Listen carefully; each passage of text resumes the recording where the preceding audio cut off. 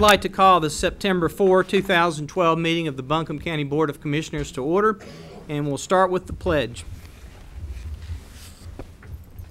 I pledge allegiance to the flag of the United States of America and to the republic for which it stands, one nation, under God, indivisible, with liberty and justice for all. Thank you. Tonight, Commissioner Bailey will give our invocation. Please join me for a prayer of thanksgiving. Lord, we're thankful for the miracle of birth as our family rejoices the new grandson that arrived last Saturday. We continue to be thankful for every person's family represented here in this room.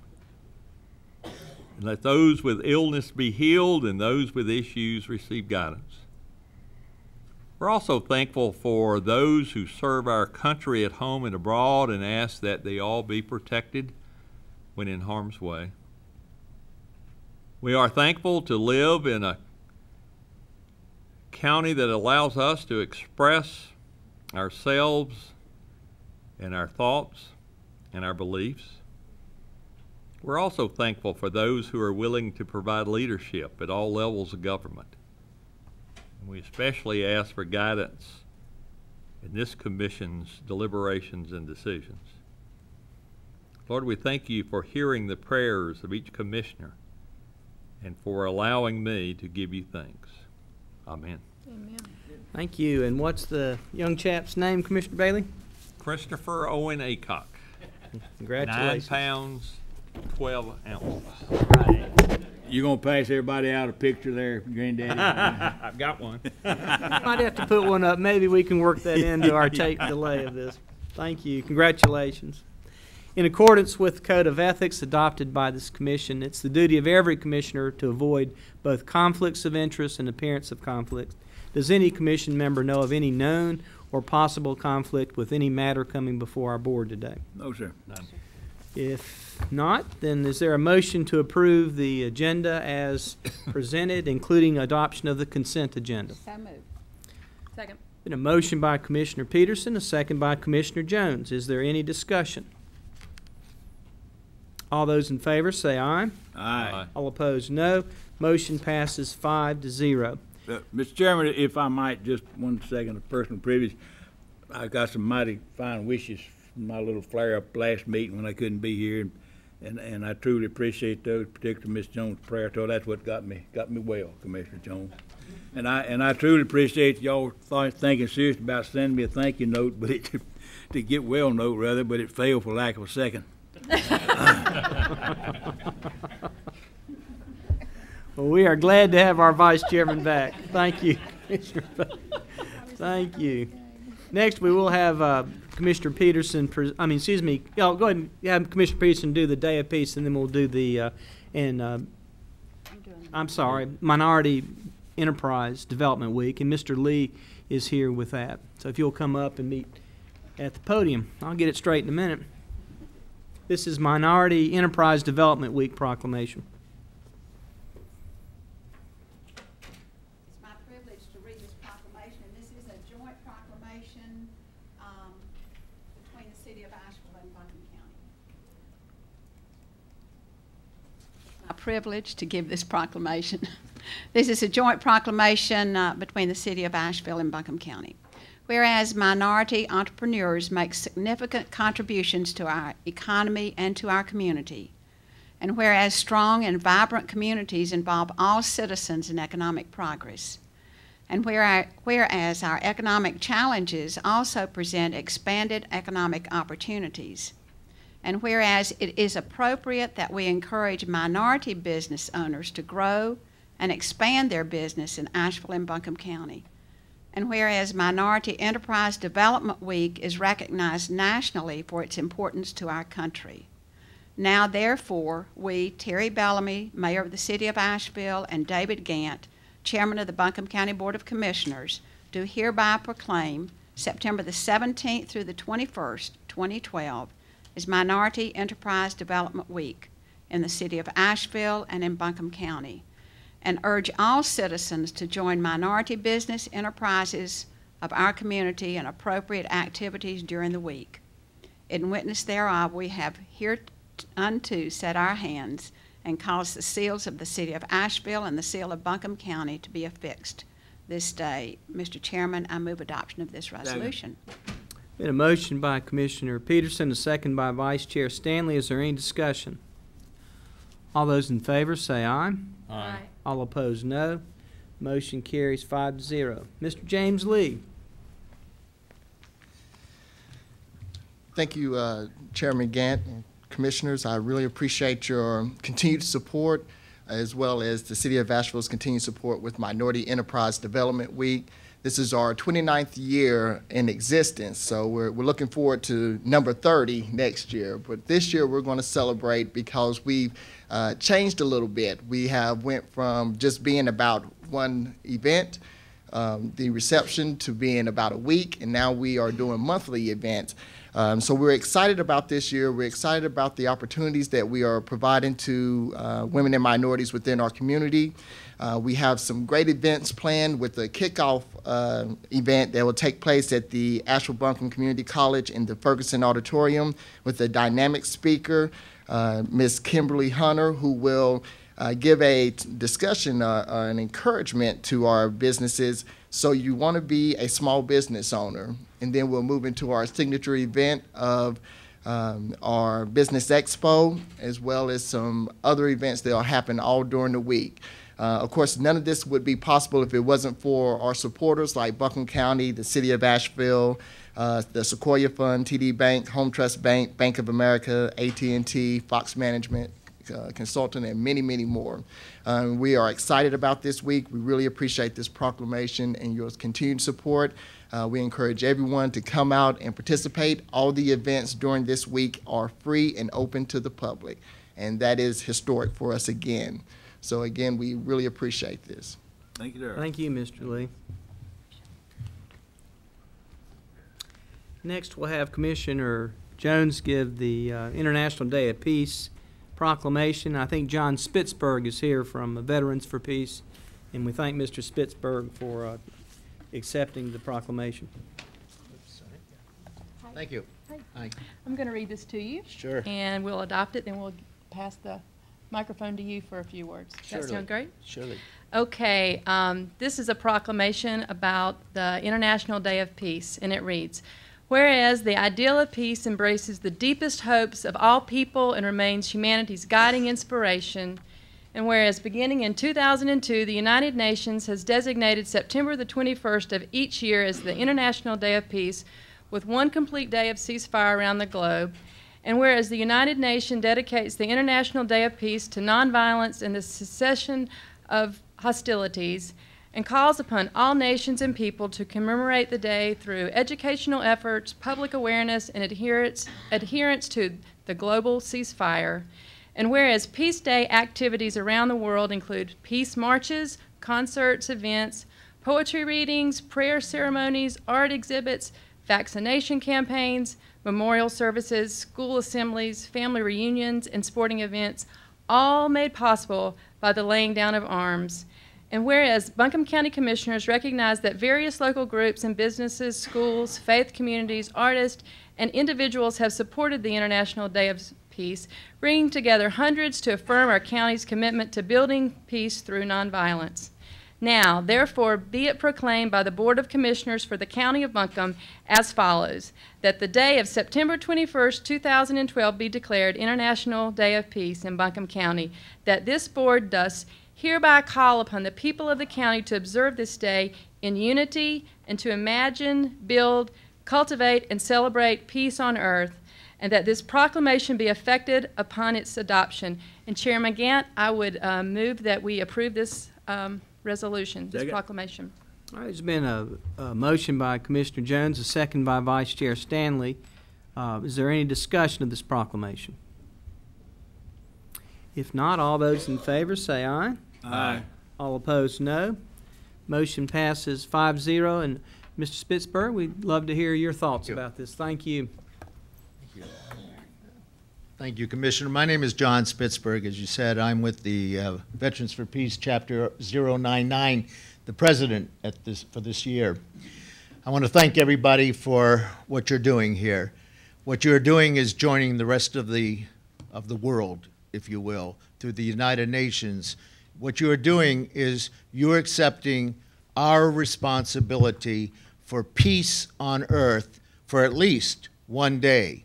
The book of Isaiah speaks to every man and woman bending their swords into plowshares and everyone living under their tree in peace. And we believe in that.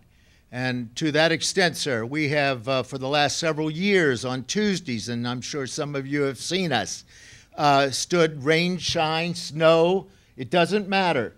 We are there from 5 o'clock until 6 p.m., and I will be there in about 20 minutes.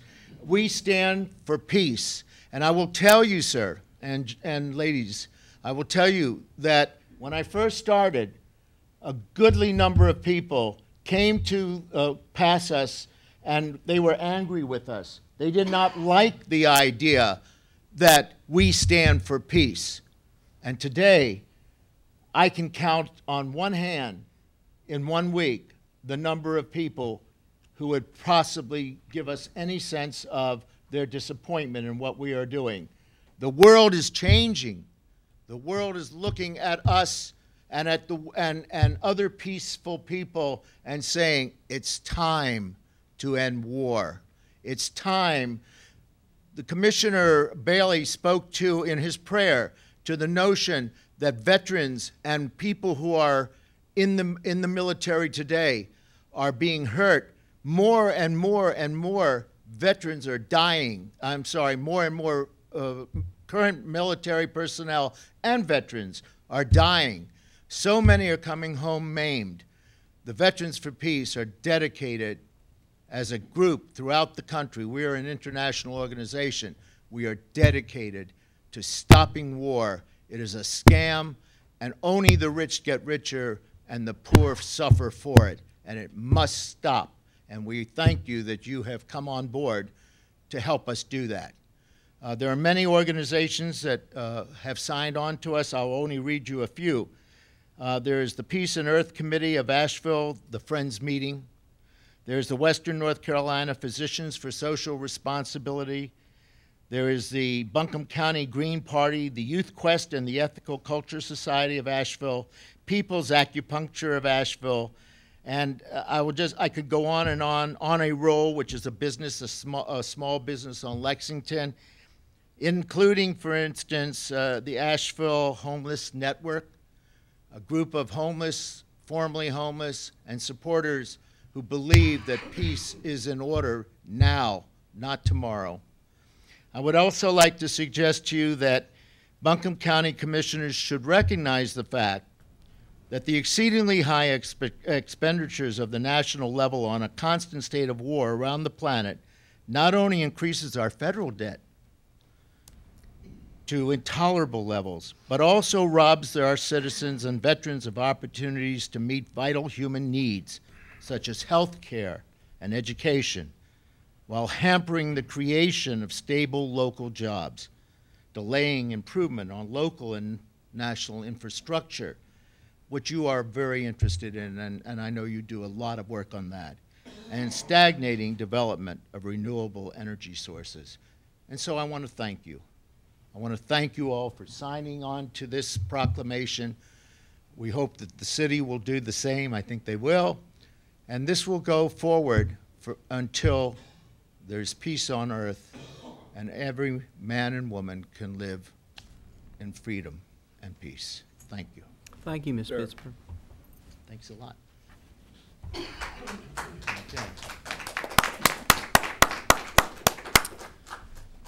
Next, we have a public hearing on the tax reevaluation, and we have our tax collector, Gary Roberts, to tell us about the schedule. And if you'll do that, tell us about the schedule of values, and then we will have our public meeting afterwards. I'll be glad to. Mr. Chairman, other commissioners, Mr. Gant said I'm here tonight to request you to hold a public hearing on the schedule of values. As you remember, on August 7th, I came before you and asked for you to advance the reappraisal schedule that we're going to do for January 1st of 2013. in order to do the reval, we need to update our schedule of values. And just to kind of show you, schedule of values is a document that's got a lot of information about how to do the reappraisal. The official name for the document is the Uniform Schedule of Values. It sets the methods, procedures, and rules that the assessment world needs to use in order to value homes. If you take the book, let me tell you a little bit about it. If you take the book and look through it, you'll see photos of different types of homes, descriptions of those homes, and tells how to price those homes. You'll also see that on commercial properties. You'll see it on how to do land, and it tells a lot of the details and nuts and bolts about the evaluation process. Once this is approved, it's the one document we will always use to value homes regardless of the year until we do the next reappraisal. So give you an example. The reason I want to point this out, that's very important in the world of assessment, is if a year from now we use this document to do the reappraisal and somebody builds a house 2 years later, we still use this document until you approve a new one. So it's very important that we get everything correct in it when we approve it. So there's a big process the state has for us to go through that. One is to let the public look at it. I delivered to the clerk, Kathy Hughes, on the 13th. We advertised in the newspaper that we're going to have a public hearing tonight and that it was available for review in the tax department since that date. And we'll have it in there till you approve it. We have had a few people come and look at it, had some interest in it, and poured over it, made out a few points they've noted to us. A lot of those folks are professionals in the world of commercial appraisal or land appraisal, and they wanted to make sure we had certain things in there, which is good for us. We'd like to see that. I guess tonight I'd like to ask for you to have the public hearing. Let's see what kind of comments from the public we may have. My plan is to bring it back to your next meeting to request that you approve it at that meeting. So we don't need a motion at this point. We just need to have a public hearing on what has already been presented in our website and out in the public. All right. Thank you, Mr. Roberts. Then I will declare the public, any comments of the commissioners before we get with public comment at this point? If not, I'll go ahead and start our public hearing. I've got 4:48. Any members of the public wish to be heard on the schedule of values that has been proposed and distributed?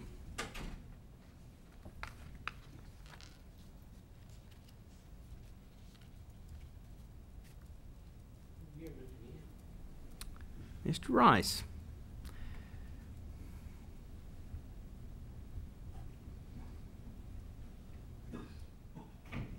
Thank you, Mr. Chairman, members of the board. You know, I hate to see anybody not get to speak in regards to a tax reevaluation schedule values because it's very important to the community at large.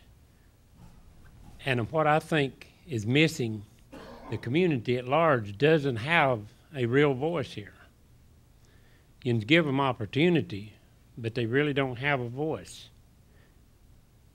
The reevaluation was done, then the reevaluation wasn't done, but still never had no voice. I'm very concerned that the taxes is going to be either the same or raised in the near future.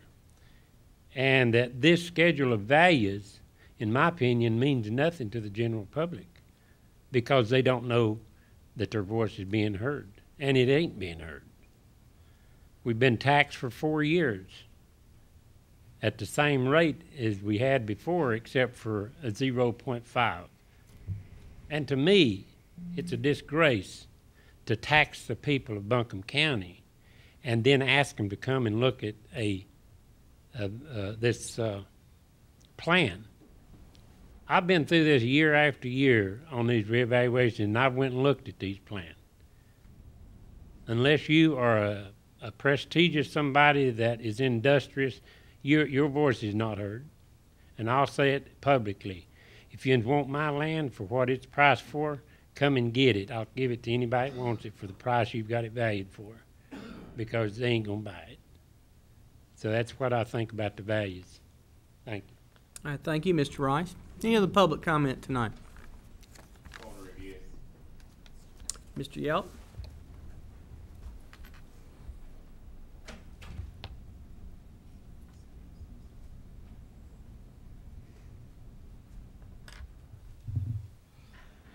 I'm kind of confused because I know that in the past when we revaled, there was a process where we took chunks of the community and used what was going on in that area and how houses sold in that area.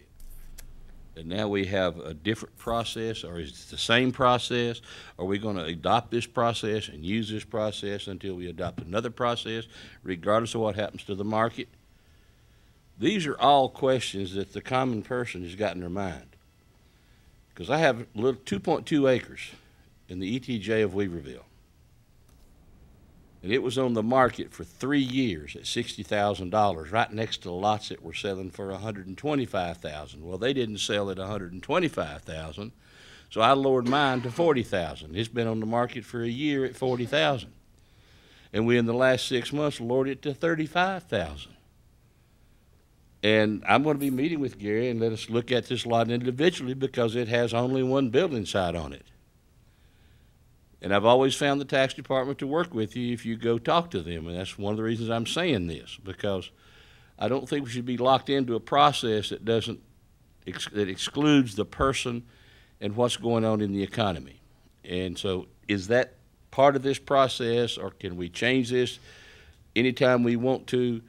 Because, like I said, that property right now, I'll let it go for $35,000, and you know what it's valued at? $66,000. And I think you folks are very familiar with the neighboring county of Haywood, who is right now in the process of taking their tax collector to court because they have found that their property is overvalued by 40%.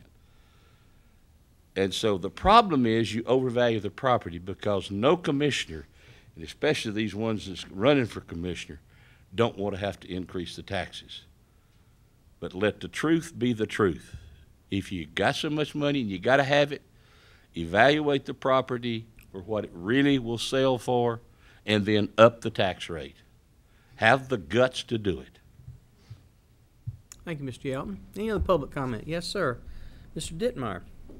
And about Ms. Belcher, I'll get you after Mr. Dittmeyer.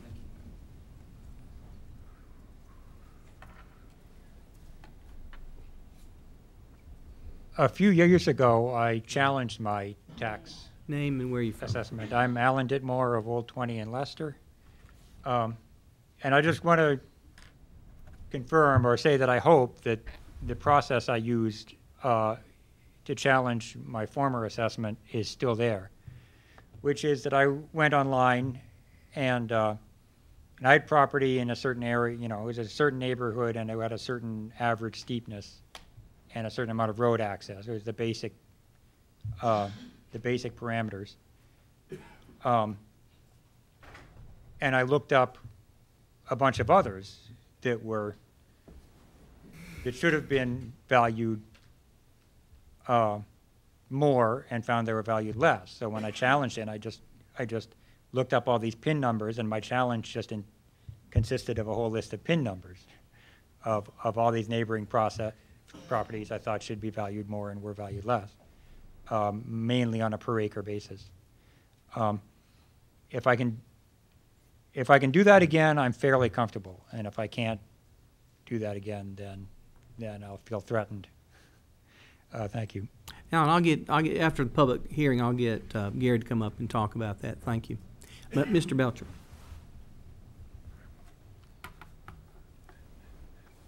Joe Belcher from Candler. The tax reevaluation, of course, is just a very difficult, complex issue. And I'm just reminded, when I first came to this county, taxes of your property were never based on the retail price of your house, the selling price of your house. They were always less. And so, but the horse is out of the gate, so to speak. So are we going to be able to, over time, reel those back? Well, it would be wonderful if people got their tax assessment, and just by looking at it, they knew that it was less than what houses were selling for, and that money was just going to be used to run the county government. And So over time, it crept up.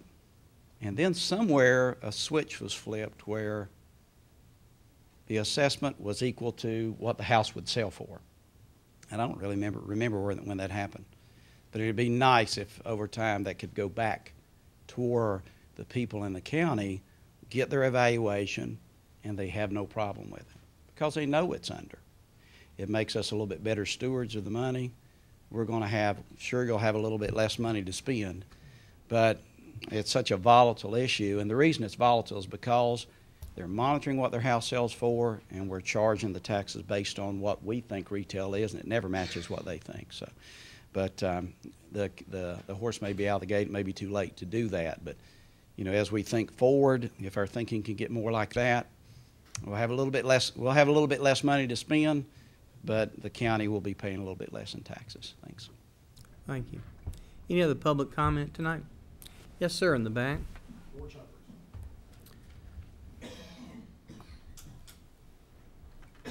Humphreys. Buncombe County Commissioners, my name is George Humphreys. I live in Paint Fork Road in Barnardsville. And the issue you're talking about is going to tie into another issue you're going to be talking about tonight, and that's private property. Taxes are too high. In today's economy, a lot of people are being clobbered everywhere they turn by high taxes. Evaluations are not equitable. There are people in Barnesville that own hundreds of acres of land and live in fine houses that pay less taxes than people who may own 5 or 10 acres of land. What's happening with tax revaluation has to reflect what happens in the economy. That has not been the case. Another issue that ties into this is why are taxes so high? And one of the reasons taxes are so high is because salaries for government officials in Buncombe County are too high. They're way out of proportion. We cannot, as taxpayers, pay for people to have $100,000 plus salaries. We can't maintain that. That would be hard to maintain in a prosperous economy. Okay? We're running out of road. Okay? And we've forgotten that private property is essential to Republican government and democracy. It's the backbone of our country. Okay? Read the Founding Fathers. Every single one of them was a proponent for private property. And quite frankly, they would be rolling over in their graves if they were to witness what we have done to it. Okay? Now, as a school teacher for 35 years, I know where a lot of the money from taxes goes to. And it should go there. I have no problem with that. But the problem is that there are a lot of people at the central office, and if you tally up those salaries, they're making millions of dollars. Where the money needs to go is to the kids and to the people who are teaching the kids. Okay? You need to take a serious look because out in the real world, people have had enough. They really have. Okay? They don't really know right now how to voice it, what to do about it. They're frustrated. They feel overwhelmed. Okay? But if you're going to be leaders of the community, I call upon you to take a hard, serious, righteous look at property taxes. Thank you, Mr. Humphreys. Thank you. Any other comments? All right. If there aren't any, then I'll declare the public hearing portion closed at 5 p.m. and ask Mr. Roberts to address some of the concerns that were expressed. Sure, Mr. Chairman. Couple of questions I heard tonight were the appeal process and statutes, and is there changes in the process that taxes use from previous reappraisals? No, there's no changes, major changes from what the public has seen us do in previous years through reappraisal than what we're going to do in the future. We're still going to use the neighborhood approach, where Mr. Rice mentioned chunks of property, or not, Mr. Yelton did, chunks of property. I explained to you the last meeting I came to, we look at a neighborhood of properties. These are like properties, ones that are homogeneous. We look at the sales in those, or the cost of the construction of those homes. And as we can determine, we will value a few of those. And then we will take those values and do a mass approach. That's what local governments are required to do, is a mass appraisal system. We do not have the staff to go out and value every home independently. Local governments are not required to do that. We use different approaches called the income approach, where you measure the income of a commercial property or property producing income to see what a normal investor would invest to calculate a value for that property. You can use a cost approach, is what property being built, you know, what it would take to build that property along with the land that it sits on. And then you would use a market approach. And a market approach is what a property would sell for between two individuals. Those are the three approaches that we're going to continue to use, the market approach being the best. Second would be the cost. And then on any income producing like commercial, we will use the income, market, or cost of all three of those to see which one would be the best fit for those.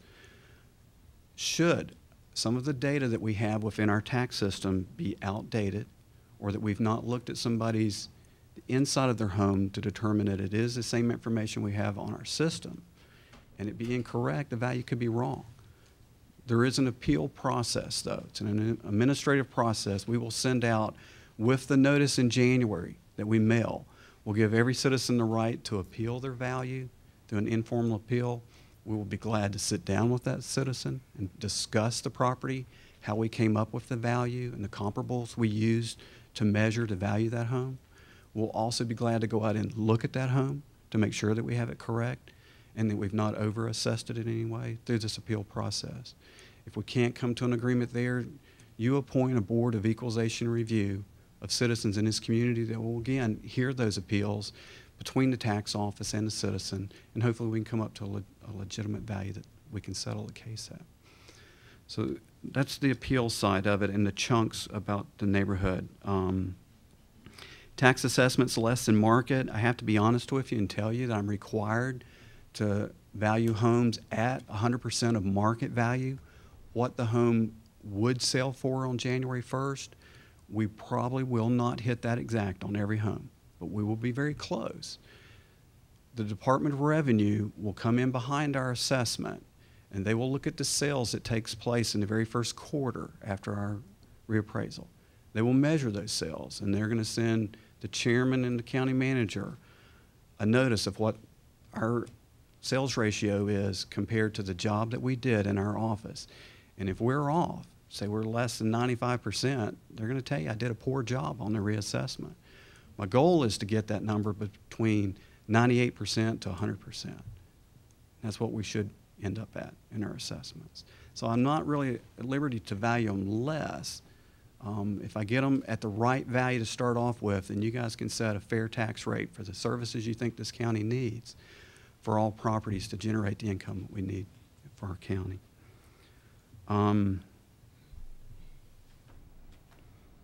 Mr. Humphreys mentioned taxes being too high, not equitable. I will agree with you on the not equitable side. That's why I came before you and asked you to advance it a year. I think there is a lot of inequity in the property values.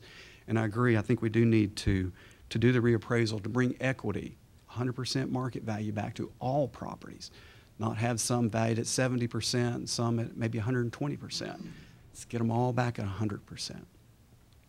He did mention in the inequity of possibly some farmland is what I noted there. It's a term we use called present use. It's agriculture, forestry, and horticulture. Citizens that have those properties and can qualify for those programs do pay less taxes. They're paying on the present use value of that land and not the market value. But they have to meet pretty strict guidelines in order to be in those programs.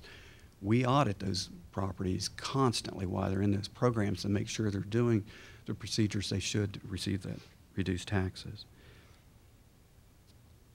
I think that's all the questions that I heard. And Mr. Roberts, this is, I think you touched on this, this is a requirement to revalue the property of everybody every 8 years at a minimum.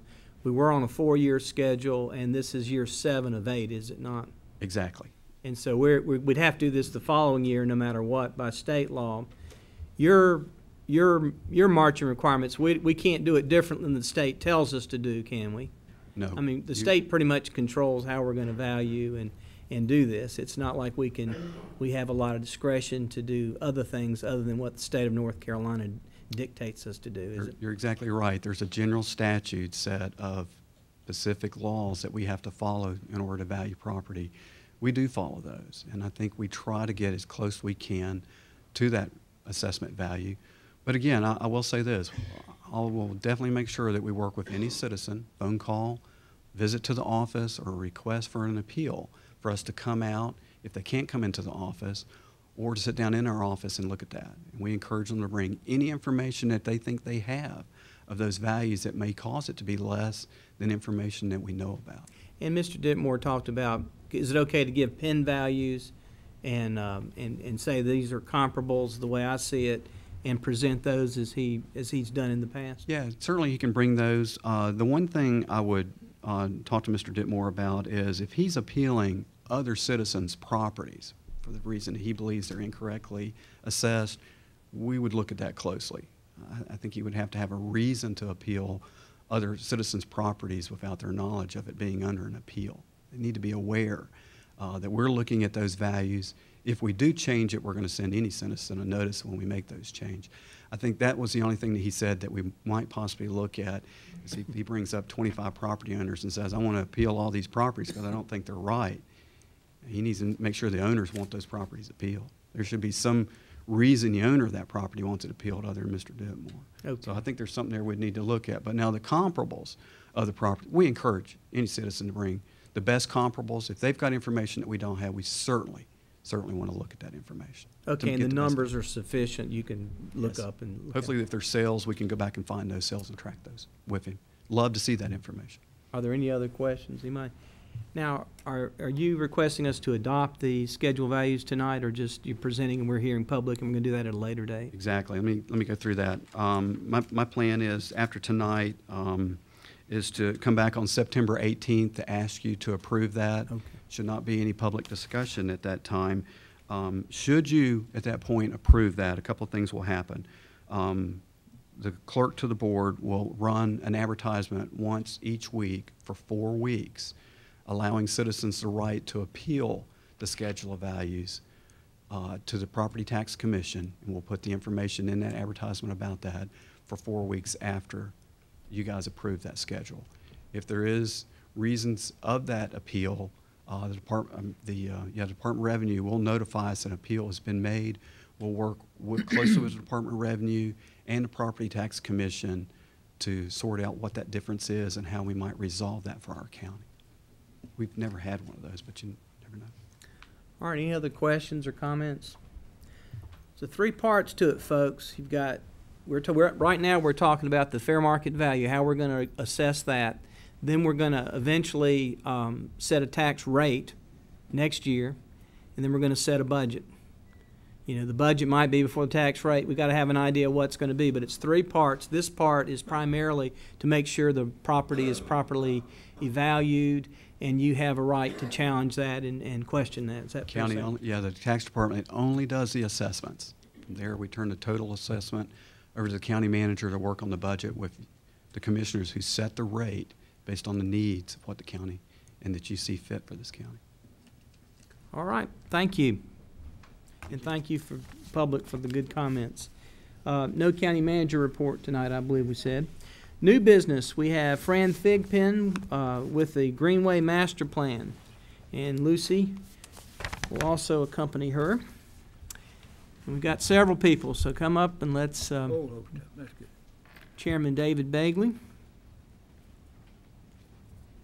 Chairman Gant, Vice Chairman Stanley, Commissioners Jones, Bailey, Peterson, this is a good day. We're bringing to you a plan that a lot of volunteers have worked on for a long time, and we appreciate your support and encouragement to make this day possible, to bring you this report. 4.5 years ago, David Bagley and Sam Banks came to some of you that were on the board at that time and presented the Parks and Recreation Master Plan. That was in February of 2008. So today, we're coming after, for the last 4.5 years, adding Greenways to our title. So we're the Parks, Greenways, and Recreation Department, and bringing you today a master plan for Greenways for Buncombe County. So glad that David Bagley is still with us, is still helping us, is still working with us to make this possible. And David is going to give you a little bit of information, and then we'll continue on with the presentation of the plan. Thank you, Fran. Like she said, and y'all, some of y'all may remember the last time I was up here was in 2008. I think it was April. We presented our Greenway Master Plan, and that was only after a short period of time. Y'all had the foresight and the wisdom and so forth to start some regional trail meetings. And I remember, I think the first one that we had, David, you were there, and there were several other people. Actually, I ran into a list I was looking at the other night, and we had about 74 people there, and they represented every different aspect of what we were looking at maybe doing. There's all kinds of trails, and we had several of the different counties that surround us that were there, that sent representatives there, and it was just a real good meeting. We had a full room of people there at the headquarters, and that kind of got the thing going, I believe. And the Parks and Rec Department at that time was in a place to where we needed something good to do, and that certainly filled our need there. And I can't tell you how great of a job y'all have done, and some of the people that I've found that I work with from time to time for the county. These are career people. They're very caring people, very conscientious about what they do. I can't say enough. If I said a whole lot, it'd probably embarrass them, but being that as it may, I think it's important to bring out how good of a job the county Parks and Rec does, and how conscientious they are about what they spend and so forth. But we've got a kind of a colorful person here tonight I'd like to introduce.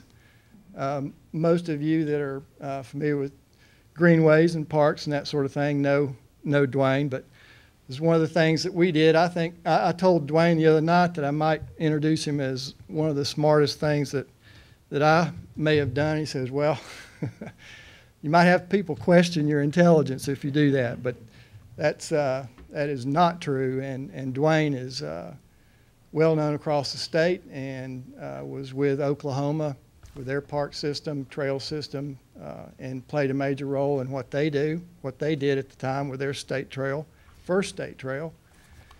And he's been a resident here for about 24 years and has, I guess, at least 40 years of experience in doing what he likes the most. Avid outdoorsman. He's kind of down in the dirt and has a very good knowledge of the trails in North Carolina. In fact, I would dare say he's probably got more experience with trails in North Carolina than just about anybody else in the state. We were very lucky to get Dwayne. Anyway, Dwayne, I'd like for you to come up and talk about the plan.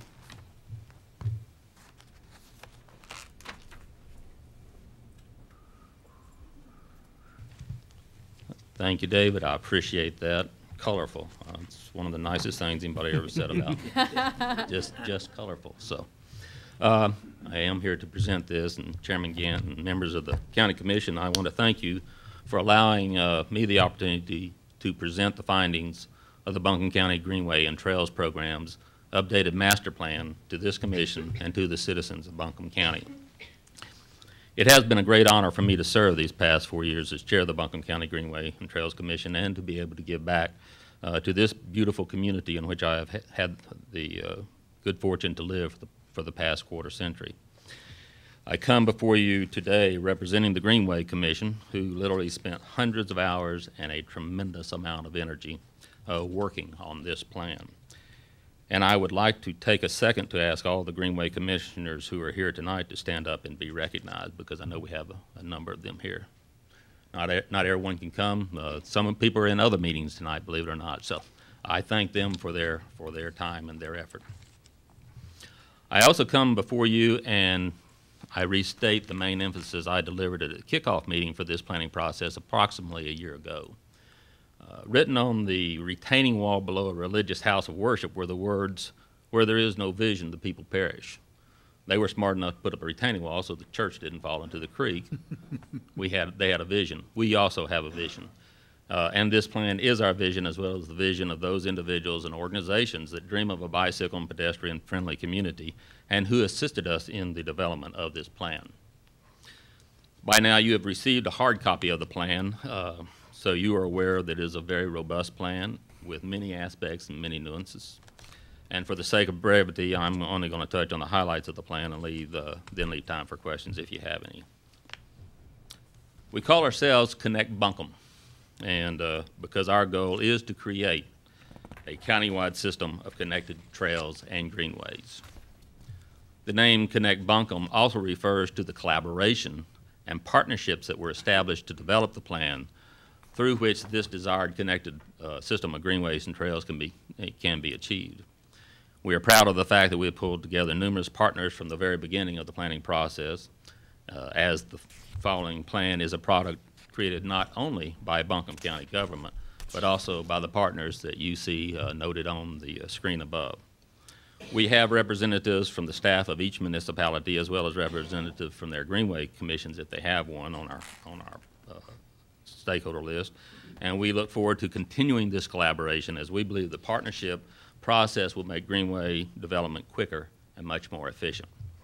The Metropolitan Planning Organization, Land Sky, was a major funding partner for this plan. They matched the county funding. They were also a prime member of our team, as well as a very, very valuable planning process asset. They helped us a bunch in a number of ways when we started looking at the different ways of developing plans. We look forward to continue our working partnership with them as they plan on a more regional basis. And as you can see, the Blue Ridge Parkway was a partner for our team. When they found out that we were about to do a county-wide plan, Greenway plan, they reached out to us as a means of finding the best access points to the Blue Ridge Parkway within the Buncombe County quarter where they run. This was a very successful partnership for both parties, and we also look forward to continue working with them in the future. And as an aside, their foundation, the Blue Ridge Parkway Foundation, is also a funding partner for this plan. We were very grateful to them for their assistance. So we had three partners right there when we tried to utilize the money that the county set aside. Our plan is more than just a series of maps. It is a plan that speaks to both the short and long-term issues that need to be addressed to develop a successful greenway system, such as land acquisition plans, maintenance plans, and funding strategies. It considers important issues in reference to maximizing the use of greenways through multiple programs, such as educational opportunities, health-related opportunities, transportation opportunities, and recreation and cultural activities. And it addresses issues of safety for both real and perceived concerns. As you can see, we looked at other plans in the county, and all of these plans were extremely important to us in our process. We didn't want to reinvent the wheel. There's no sense in it, and they had a number of good things, and we certainly didn't want to be at cross purposes with those plans. And you can see them up there, the sustainability plan, the land use plan, greenway plans from other counties, the Wilma Dykeman Riverway plan, the in process Land to Sky Regional Council of Government Blue Ridge bicycle plan, and their Blue Ridge Council of Government Regional Trails plan. The Metropolitan Planning Organization's Long-Range Transportation, and the Blue Ridge Parkway's General Management Plan. We didn't go into this with our eyes closed. We read everything.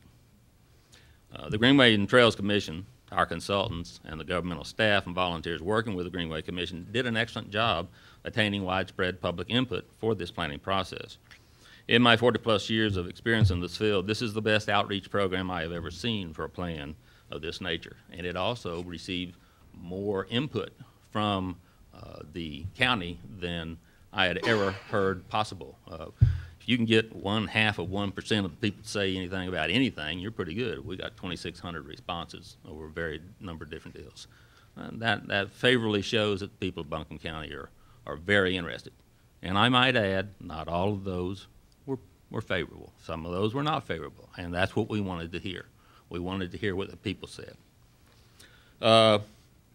We also identified over 150 organizations and agencies as stakeholders, and we asked them to attend workshops based on a bunch of specific topics that we had, and we had a very good response from them. These workshops proved very valuable to our planning process. Also, at the preliminary public input meetings, which took place in 7 dispersed locations around the county, we focused on asking people what they wanted. Where did they want Greenway quarters? At the later 4 intermediate meetings, we came back to the public and asked those participants for feedback on the identified quarters that were suggested. And in other words, we asked, did we get it right? Also, as a part of just an aside on the number of people, we had more people come to the 4 intermediate meetings than we had come to the 7 original meetings. And we thought that was very important because it showed that we were getting the message out and people were interested. Also, during our outreach campaign, volunteers from our Greenway Commission and the Buncombe County Parks, Greenways, and Recreation Service Advisory Board attended approximately 25 events, races, expos, and other venues to be available to supply information on the plan to the public. We clocked in over 200 hours of FaceTime this past year during those meetings with the good people of Buncombe County, and I'd say it's a very effective way to getting people information to people who might not have been able to come to those 11 meetings, because not everybody can take the time to come to a meeting like that. So here we have the maps of the county that we have presented, and I could talk for days about maps because that's what I do. But for the sake of time, I present to you maps that show the county within 5 separate views, and within each view there will be more detailed maps of the priority corridors. If you have any questions about these corridors, I can address them now or during a question and answer session later if you want to. But first, let us present an overview of this map and the ones that follows. And I'm going to ask David Tuck with Economic Environmental, one of our consultants, to come up and walk you through these next maps. Thank you, Dwayne. It's a pleasure to be here today. We have several folks on our consultant team.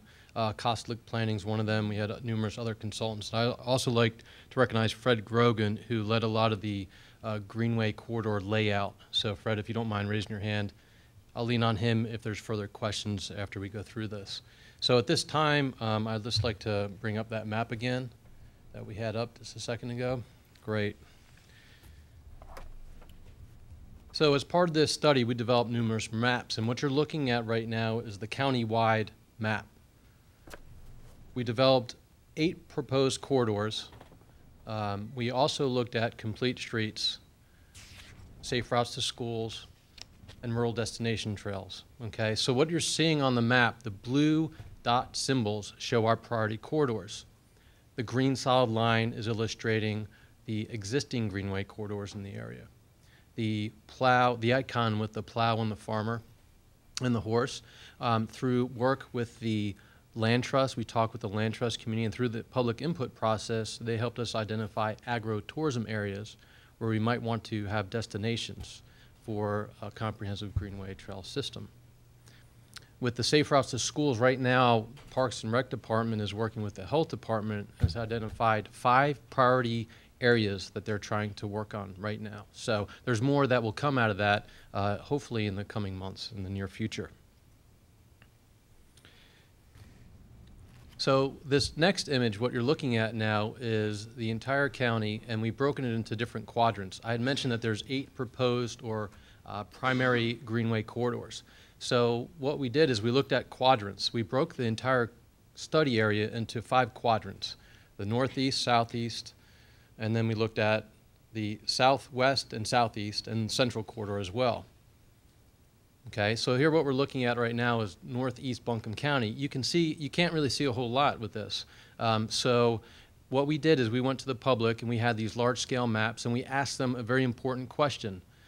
Where do you want to see the greenways go? Okay, so we did that for all the corridors. And these were the different corridor maps that we had. The green boxes that you're seeing are the priority areas that came out of that. And we're just running through it. So this is the northwest corridor, this is the southeast corridor.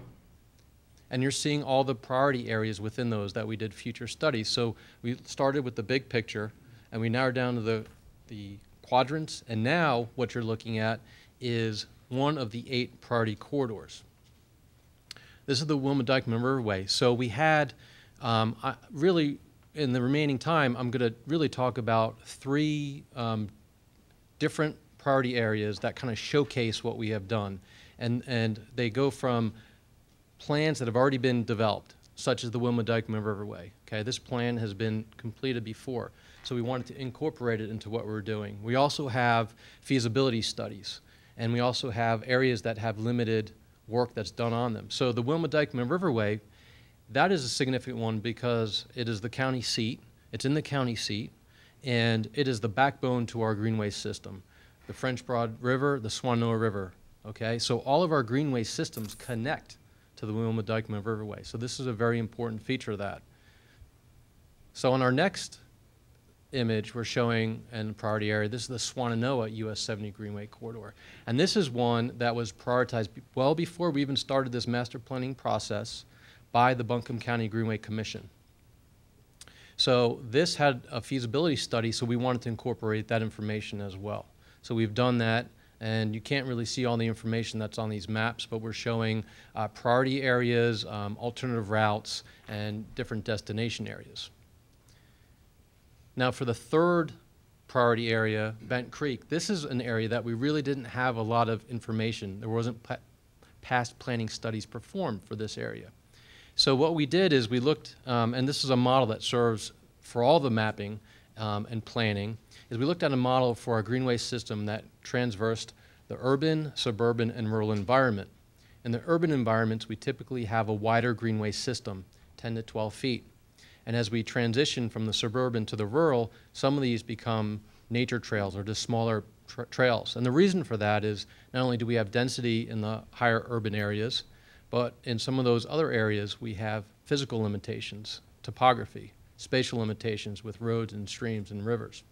So that is one of the reasons why we have prioritized the different types of trails. And when I say the different types of trails, on the map that you're looking at, you can't really see it right now, but the blue dots represent, I believe it's the 10 to 12-foot urban corridor. That's going to have a wider trail, and then it transitions into a narrower trail. So what we really try to do is flesh out the alignment, where these trails could actually go, where these greenways could actually go, and actually show where we have limitations due to some of those spatial constraints. We're also trying to connect to parks, to schools. On this map, you'll see a symbol for farmers markets. So we're really trying to make sure we have that connectivity. And in the areas we had mentioned complete streets earlier, in areas where we have spatial limitations in trying to make those connections, we're looking at the complete streets, which is really based on the principles of a roadway that is usable for vehicles, for pedestrians, for bicyclists. So with that, I am going to turn this back over. I just wanted to try to give you a brief overview. There's a lot of maps and a lot of information, a lot of detail went into this, but I just wanted to give you a taste for what has been accomplished. Thank you, Ms. Duck. Thank you, David. I would also like to make sure everybody realizes that this master plan was done by local people. There were local monies involved in it. We wanted to make sure that the local community, the business community out there got some assistance there, and they have done an excellent job for us. I'd like to now go to the action steps that we have proposed in our plan. There are about 10 of them, and we want to cultivate the existing partnerships that we already have, and we want to identify new partners, both private and public. We want to identify strategic grant opportunities. Everyone knows that government runs on a lot of grant these days, and it's something that we might as well use because it's available to us. We do want to secure local funding for commitments. We want to create a landowner outreach program because obviously some of these greenways are going to touch local people's lands. We want to make sure that it's a win-win situation. We want to pursue conservation through ordinances and alliances with organizations such as Land Trust. We want to amend a couple of ordinances so that they will better support the Greenways system. We want to connect the detailed plans for priority quarters. We want to make sure that we can work those so that they work well together. We want to develop standards and specifications for those greenways because our mountains are a little bit different than places out in the Piedmont and the coast, and specifications sometimes given us by organizations that look at those types of things don't really take into concern our topography out here. We want to organize a Greenway training program so that other planners around here, other organizations, private nonprofits can assist us, and we certainly want to evaluate our performance of what we have done. So, and once again, we're always looking for new partners. So here comes the fun one, folks. It's an 800-pound gorilla, and it's sitting right in the room. It's called funding. Very big question, very complex answers. The only statement that I can say with any certainty at this point is that there will be costs associated with this plan, and as with any infrastructure plan, those costs are not insignificant. And ladies and gentlemen, this is an infrastructure plan, and it is, in my humble opinion, an investment worth pursuing. In the plan, we do have cost estimates, but it is important to point out that cost estimates can only go so far. There are only certain types of costs that we can truly estimate. Others cannot, and those are properties such as land acquisition and engineering costs that will simply come to us as we go forward with this plan. They will do that, and it is important that we note in this plan that if this plan is adopted tonight, we're not going to be cranking up an asphalt truck next week and going out and laying pavement anywhere or anything else. There's still a lot of planning and preparation to be done before we begin the implementation and the actual construction of any greenways, and the steps we take will depend on your guidance and that of county management. This plan can unfurl in many different ways, and it has everything to do with how you think it should be funded. Knowing all that, these are the steps we know that we can do as soon as the plan is adopted, if you so do. One of those is develop a friends group. Most successful Greenway programs at county and civil levels have a friends group out there that helps government do a lot of stuff. And one of the things they do is they help us raise funds. We will obviously be conducting some more feasibility studies and site plans for those quarters. We will be doing a fundraising plan, and we will seek grants with our planning partners. And thanks to a very, very generous donation from a private business that sees a very real need for this type of infrastructure, we will be able to start some of these steps right away, and it won't cost the county anything. So I am going to turn the podium back over to Director Thigpen. She can tell you a little bit more about this great, generous funding opportunity, and if you have any questions, I'll do my best to answer them. Again, thank you for the opportunity to assist Buncombe County in its efforts to become a truly bicycle and pedestrian-friendly place in which to work and live. Thank you, Ms. Stutzman. At the end of last week, got a letter from New Belgium, partly addressed to you, and it says, from New Belgium, they are expressing their support of the Buncombe County Greenway Master Plan. They applaud the Buncombe County Commissioners for their foresight in starting a Greenway plan over 4 years ago. They go on to say to me, New Belgium likes bikes, and we appreciate plans such as yours that promote sensible transportation and bike advocacy throughout the community. Your plan does an excellent job proposing the infrastructure that will go throughout the county. They would like to assist us, happily assist us, with the $50,000 to assist with our partnership collaboration, a fundraising plan, and continued community outreach to achieve our goals.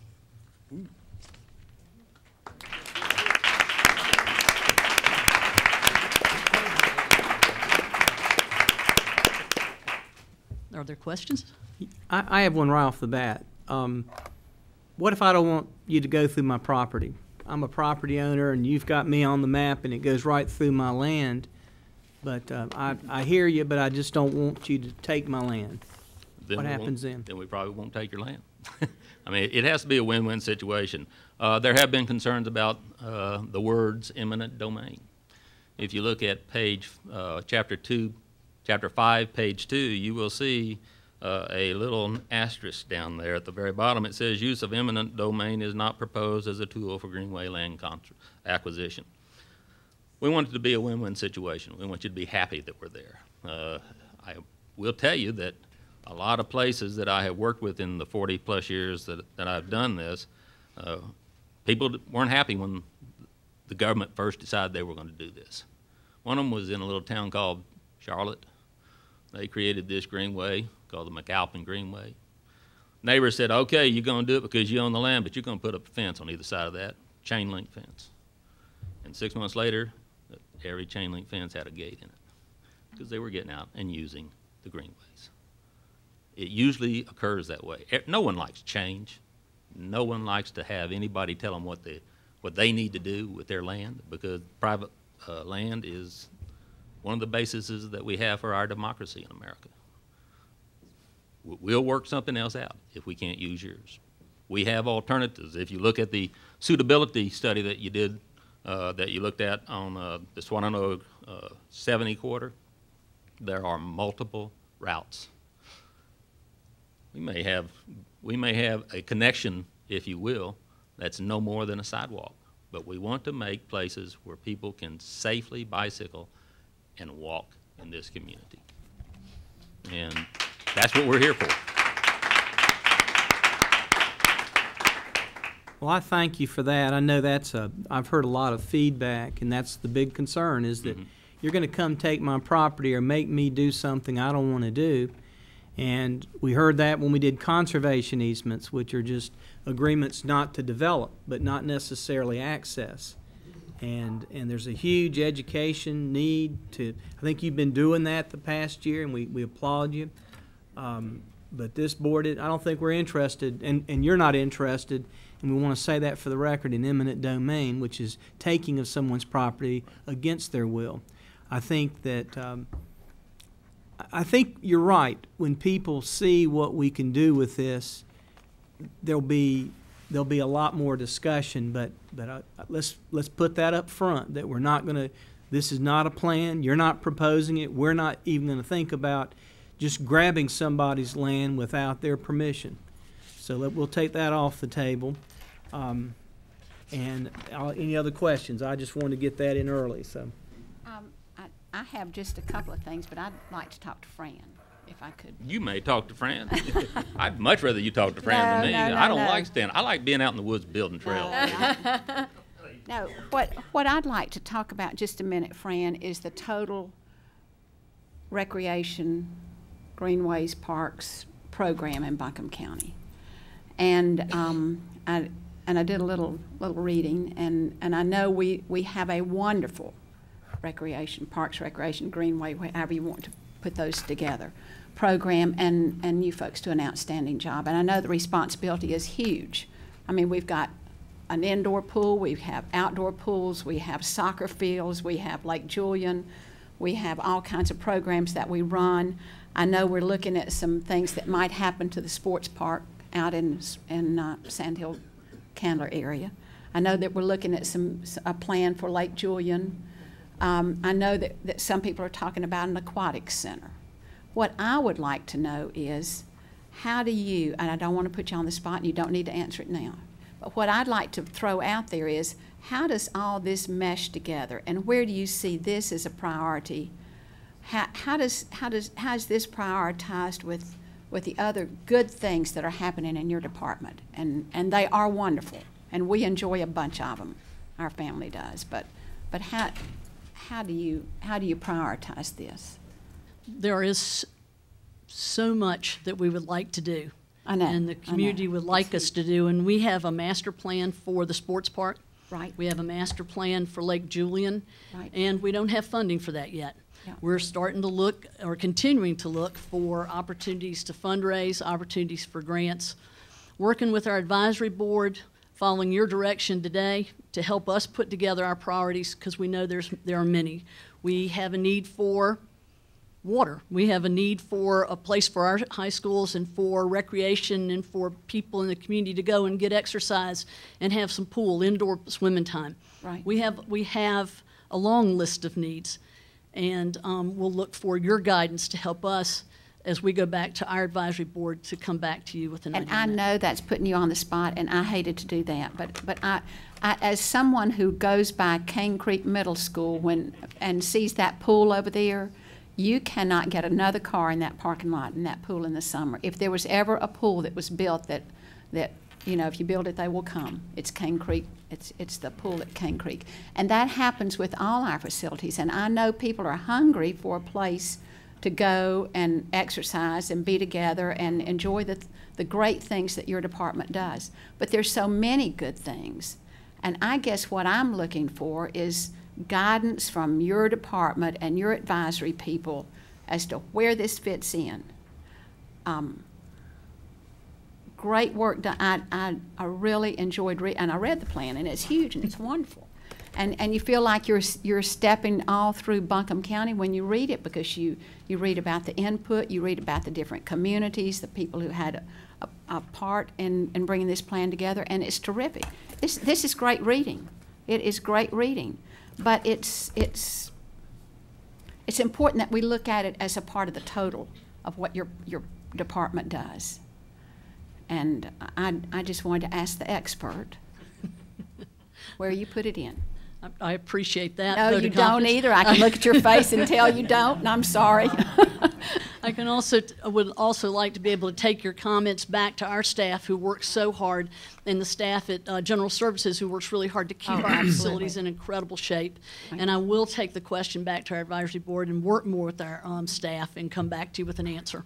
God bless you. And we can build a greenway out in Cane Creek to alleviate some of that parking problem, so people can ride a bike and walk. Let me tell you, they've got a path beside Cane Creek Road to get to that swimming pool. We call those goat paths in my business. We've got a goat path up there. We look at the goat paths, and that's how we figure when it's time to start doing something. Yeah, So. that's where you put the sidewalks down, where the goat path Any other questions that I can answer, I'll be more than happy to answer. Thank you very much for your time and for your support. All right. What's the pleasure, board, on public comment? We probably have a lot of folks interested. I'd probably propose we get some public comment. Oh, yeah, I think we need that. Okay, let me start off. Mayor Vihan's here. I'll get elected officials first. Mayor? Thank you, Mr. Chairman, Commissioners. I come to you as the mayor of Woodfin tonight. 2 weeks ago, the town of Woodfin passed a resolution endorsing this Greenway plan. And when you look at some things that we want to do as an example in Woodfin, we have one, I guess you would say our primary Greenway route would be to come from Beaver Lake, there at the dam, come down Beaver Dam Creek all the way to MSD, turn left and come back up the river and connect with Asheville down below where New Belgium is going to build their plant. We also, by the end of this year, will have a sidewalk from Woodfin School all the way to Riverside Drive, which they can, will tie in with this. But it's something that Lucy spent so much time in Woodfin, we may make her an honorary resident out there. That's Lucy Crown. Thank you. She's in the back. Anyway, you know, we appreciate what the county staff's done, and including Woodfin in this, and we're very anxious. And we know it's going to take some time and a lot of money, but we're on board. Thank you, Mayor. Let's go ahead and take public comment. Yes, ma'am, in the back. And who wants to be next after this lady? Okay, why don't you in the brown shirt front row? Be good. Hi, my name is Linda Humphreys. I live in Barnardsville. And let me just get straight to the point. I attended one of these so-called public input meetings last year on October 13th at the Big Ivy Community Center. At that time, there was no acceptance of a greenway in Barnardsville. We are a rural community. We have a swimming pool. We have contributions from Parks and Recreation to keep said pool functioning. We have a walkway around our community center. I believe it's at least 1 mile. It is very rarely used. Let me get my composure a second. This is very upsetting to me to think that the taxpayers don't realize we're talking about $40 million here. We're talking about coming into Barnardsville, where we have access to the Coleman boundary, the Blue Ridge Parkway, a lovely swimming pool for our children, a nice walkway. We do not have Greenway needs. We are a rural community. If we want to run, we run in pastures. I watched you folks introduce yourself as volunteers. We're talking beyond volunteers. We're talking about grants. We're talking beyond grants. We're talking taxpayer dollars to fund nonprofit positions. I've looked at the plan. It's taken 4 years to talk about how they want to go to places like Barnardsville. And yes, the word eminent domain is listed in Chapter 5. Section 5.1, 5.2, 5.3, and 5.4. $40 million, 38 something. And these so-called volunteers who have been paid to volunteer from tax dollars have spent these 4 years earning our money. And they think they know how to spend it. Barnardsville is a lovely community. There was a time when my family, my husband and I and 3 children lived in Malvern Hills in the city limits. We would have welcomed a greenway actually right behind our property. There was some land for sale. We would have liked the opportunity, living in the city limits, to walk our dogs on said greenway. We worked all of our lives.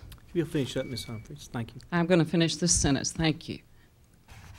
We worked all of our lives to own a land. So did the other folks in Barnardsville. Do not tread on individual rights with these individuals' tax dollars. Thank you, and Ms. Humphries. a few individuals' vision. It is not my vision. Okay. Yes, ma'am. Yes, sir. And who wants to speak after this gentleman? Let's see. Let me have you, WK8 or Tweak. You can come on up. My name is Gary Curran. I'm a family physician here in Asheville. Thank you for allowing me to speak. I'm a runner, a biker, a hiker, a father of 2 small children. I have many personal reasons why I hope to see greenways in Buncombe County, but I'm here to speak of my professional opinion on greenways in Buncombe County. As a physician, I see patients every day, and one of my goals for most of my patients is to try to get them to exercise more. Most of them tell me they can't because there's a mountain on that side of their house and there's a mountain on that side of their house and a highway to get to either one of them. I'm excited to see greenways advanced in Buncombe County because greenways represent the exercise opportunity, the outdoor opportunity for every man, for every woman, for every child in Buncombe County.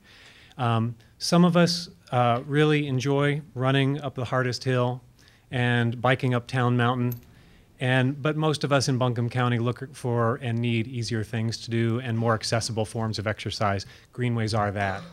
And so I'm just here to say that greenways would make my job easier. My job is to keep about 3,000 Asheville residents as healthy as possible.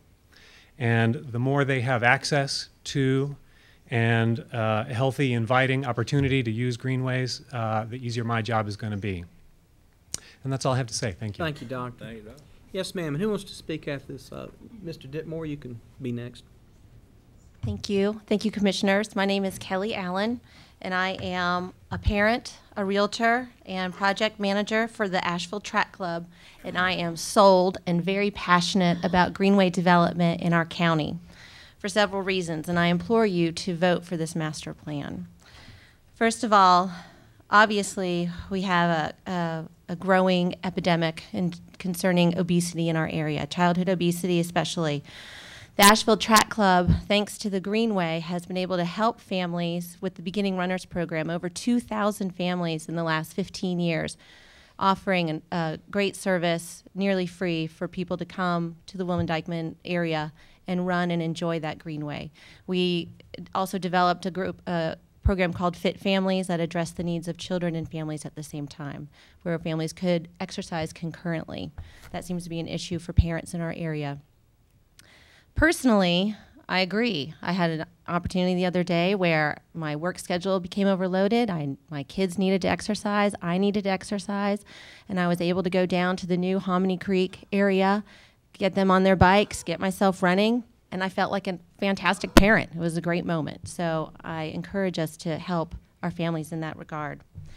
As a realtor, houses have been found that are located along a greenway system typically sell faster than other properties and at an amount of 5 to 15% higher percentage. So not only is it better for our community members, our housing people who own homes, but it also attracts people. They look for, when I moved here from Portland, Oregon, we had an amazing system, bike system, greenway system, very safe.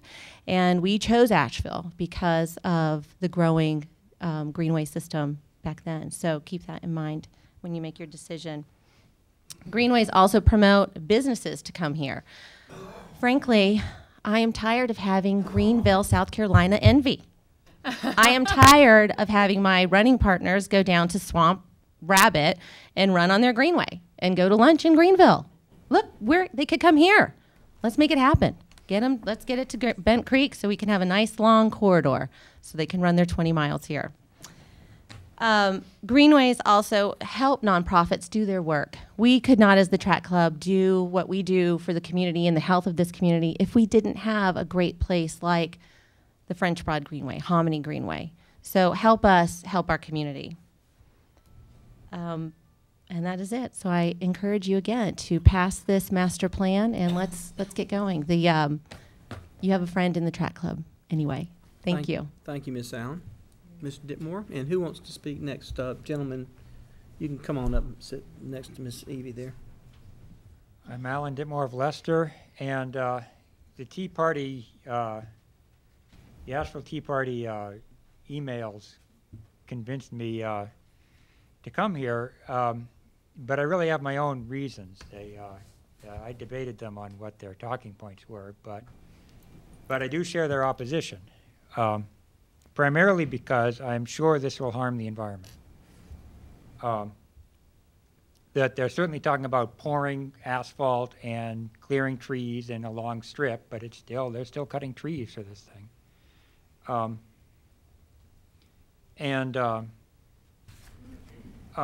only that, but they're taxing people. They're going to be taxing people for that, and they have to commute to work to pay their taxes. With motorized transport. And also I don't buy the sustainability argument at all because before the oil runs out, very few people are going to use these for essential transport, or either going to go to work or get the groceries using greenways. And after the oil runs out, the oil running out actually has a silver lining. And that is that all the existing roads will be safe and quiet. Everything will be a greenway. Every road will be a greenway when the oil runs out. So we don't need we don't need to build two separate sets of roadway because an oil shortage will make the existing infrastructure accessible for alternative transport. It'll eliminate all the traffic problems. In addition to that, there is a property rights issue, and that is that there's a lot of regulation that's complaint driven, which means not only do I not want people in my backyard, I don't want people to see my backyard. Because if they see my backyard, they're going to say, I have the right to control whatever I look at, which is I hear a common argument all the time. I have to look at this, so I have the right to see what it looks like. And if they start doing that with my backyard, then my neighbors and I will have to make a lot of changes, a lot of very expensive changes. So it's not just a matter of going on my property, it's a matter of seeing my property. And I'm typical in my neighborhood, that most of my neighbors depend on my neighbors not generating a right to look at sort of complaints, because it's a working class rural neighborhood where people fix their own stuff and keep their own parts to fix their own stuff and store things outdoors. And so that's a serious threat. I guess All right, that's it. thank you, Mr. Ditmore. Yes, sir, and who wants to speak next? Ms. Merrill. Thank you, Commissioners. I'm Paul Black with Land to Sky. I am the director of the French Broad River MPO. We were one of the primary funders of the plan, and I just kind of wanted to remind everybody that we think it does serve a legitimate transportation purpose. I wish I shared my predecessor's optimism that we'll have quiet, safe, empty streets to bike on, but we still have to deal with problems in the meantime, that really the speed differential between cars and bicycles and lots of driveway cuts on a lot of the major routes where people want to go to get places are still very unsafe for bikes. We also have a problem with pedestrians on sidewalks and bikes because the bikes are too fast for the pedestrians. Greenways do offer us a way to try and address that issue because the bikes can go at the speed that a bike wants to go, and the pedestrians have enough space to get out of their way, and we don't have to contend with lots of driveway cuts, which are the biggest part of the safety issue for the cyclists. So again, we've heard a lot about the Parks and Recreation function, but this does tie into an overall plan to try and create a safe place for bicycles in the meantime. Thank you. Thank you, Ms. Merrill. And who will speak after Ms. Merrill? The lady coming Yes. back here. Yep. Okay. Lecture. Yeah. Hi, how are you? We have an eclectic group here, an eclectic county. I'm Christina Kelly Merrill, and I'm here to not really discount the good points of the proposed Greenway.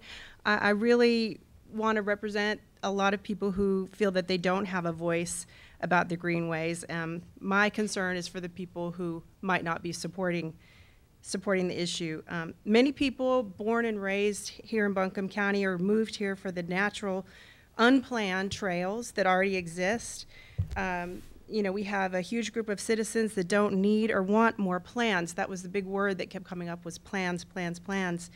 And, you know, they're avid outdoorsmen and women who enjoy hunting, fishing, and hiking and don't support having millions of dollars spent right now for those outdoor activities that they've been enjoying before the proposed Greenways.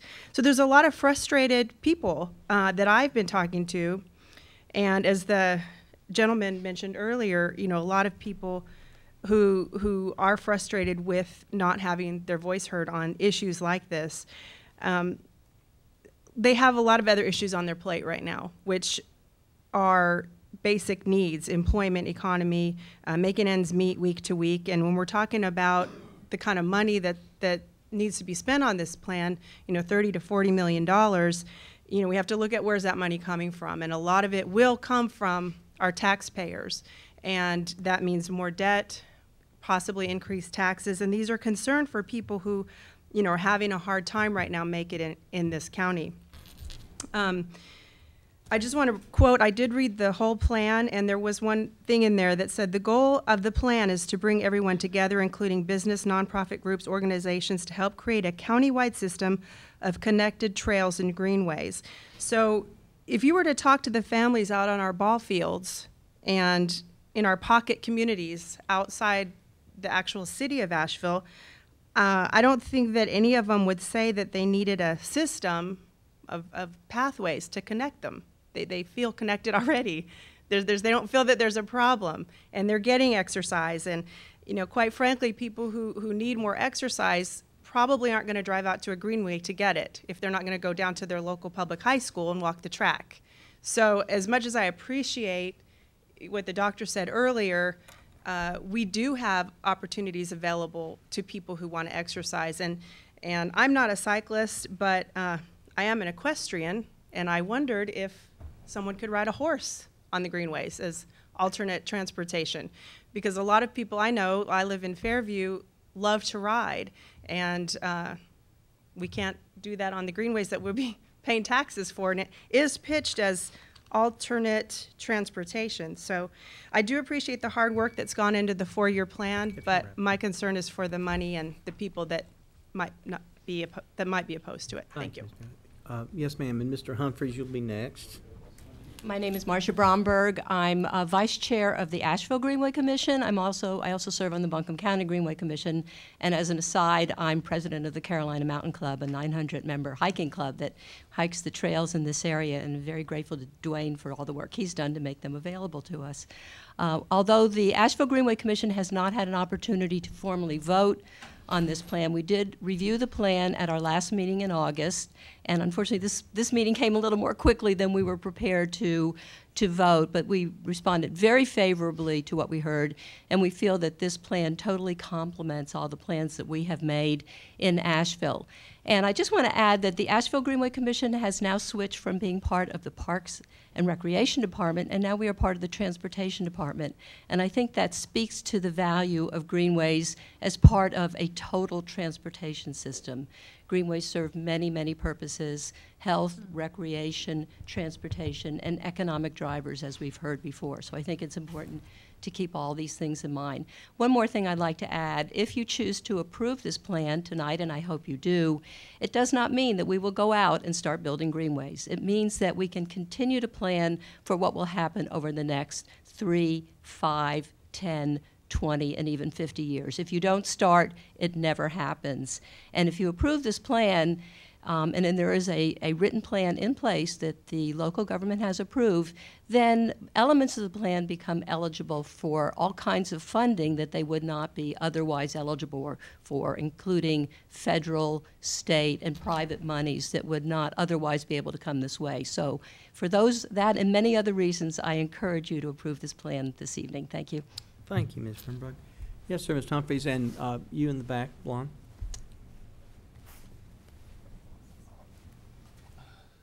Thank you for hearing me one more time. Mr. Begley, I'm going to have to take issue with you. Is Mr. Begley still in the room? Well, we're not going to debate. Just okay. Public comment, George. It's a comment. It's not a debate. But he made a comment that Mr. Stutzman had seen more of North Carolina on the trail than anybody around here or in the state. I'll take issue with that. I've got 100,000 4x5 transparencies, 30,000 which are published, that I can back that up with. This is not Oklahoma. We have the Blue Ridge Parkway. We have the Great Smoky Mountains. We have the Pisgah National Forest, Nantahala National Forest, Croatan National Forest. We have a lot of public lands that people can utilize. We can't even keep up the public lands we have already. There are trails along the parkway. I know that's federal, but there are trails along the parkway that are in desperate state of attention. You know, they need repair. And this is the question. There's no one that loves the outdoors more than I do. I've waded creeks and swamps, climbed mountains, and done it in conditions where most people would shudder. But here's the thing. We don't know how much it's going to cost. So we're talking about embarking on a program that the cost is, who knows? And all government programs that you embark on in that manner always cost an infinite more than you think they're going to. I think during today's economy that good physical sense should take precedent here, and that you should think judiciously about how the funding of this thing. It's a grand idea, but I was also sitting there looking at this map that people have set down. Well, the first question they failed to ask when they were asking about whether whether this trail should go here or there was, do people want it? And I will tell you, out in the Barnesville community, people don't want it. People are overwhelmed with government restrictions, government requirements, things like this. And another thing you need to think about is not only the cost of building this thing, but once you build it, the cost of maintaining it. Now, take a trip down Paint Fork Road, and you'll see that the road itself is caving in many places. It's got a lot of water problems. The road's about to wash away in a lot of places. We can't even maintain the Barnardsville roads. Thank you, Mr. The state Roberts. can't. Okay, thank you. Yes, ma'am, thank you. Who else wants to speak tonight? Mr. Fryer? Then we'll have you after Mr. Fryer. Rick wants to speak. Okay. Hi, I'm Jane Bolello, and I am the chair of the Asheville Tea Party, and I represent 1,126 folks that belong to us, and that's who I am here representing. What you are imposing upon this community is unelected boards and committees. You are imposing government control of everything, including recreation, health, and transportation. It is anti-private property rights. It is unconstitutional. It is not our representative government. Land use restrictions, government controlling where and how we live, and yes, confiscation of property is what this plan is. It has been said that either you own property or you are property. Our founding fathers knew this as well, and so they emphatically proclaimed that liberty depended upon respect for private property. John Adams said in 1790, property must be secured or liberty cannot exist. This scheme, and it is a scheme, to confiscate private property is diametrically opposed to the purpose of government as stated in our Declaration of Independence, which is to secure the rights of life, liberty, and property. Under Chapter 5, you list 10 strategies for confiscation of private property. Among them, schemes that range from acquiring property encumbered by other easements to devaluating private property. For example, property adjacent to a river or a creek. This is not your property or the property of some nameless, faceless, unelected bureaucrats. This is all theft of property, and to what end? Prosperity gone, privacy gone, economic freedom gone, wealth formation gone, land use gone due to serious restrictions. It is a plan to reduce our standard of living. It's a redistribution of wealth. I urge every citizen of Buncombe County to voice strenuous opposition to this hideous plan, and if it is passed, to seriously consider replacing every commissioner in November who votes for it. I hope you really consider not voting for it. Thank you. Thank you, ma'am. Let's see, you're next. No, Mr. Fryer was next, then you're after Mr. Fryer. And then Mr. Lutowski in the back, do you? Nope. Okay. Okay. He's looking at his watch. Just looking at the watch. My name's Mike Fryer. I'm from Fairview. Looked at this plan. I was given a copy. Everything looks good, but the dollar and cents were 30 million, could be 40, could be 70, could be anywhere. Grants come from the federal government. Well, guys, about an hour ago, the debt clock flipped 16 trillion. So 40 cents of it comes from China.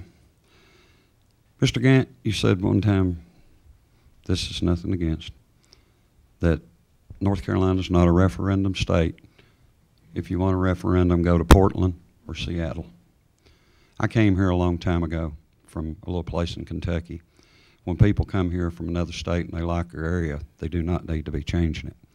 Right now, we're worried about this, and this nice lady over here told me that used to be 13% of the people in Buncombe County were on basically food stamps or DSS help.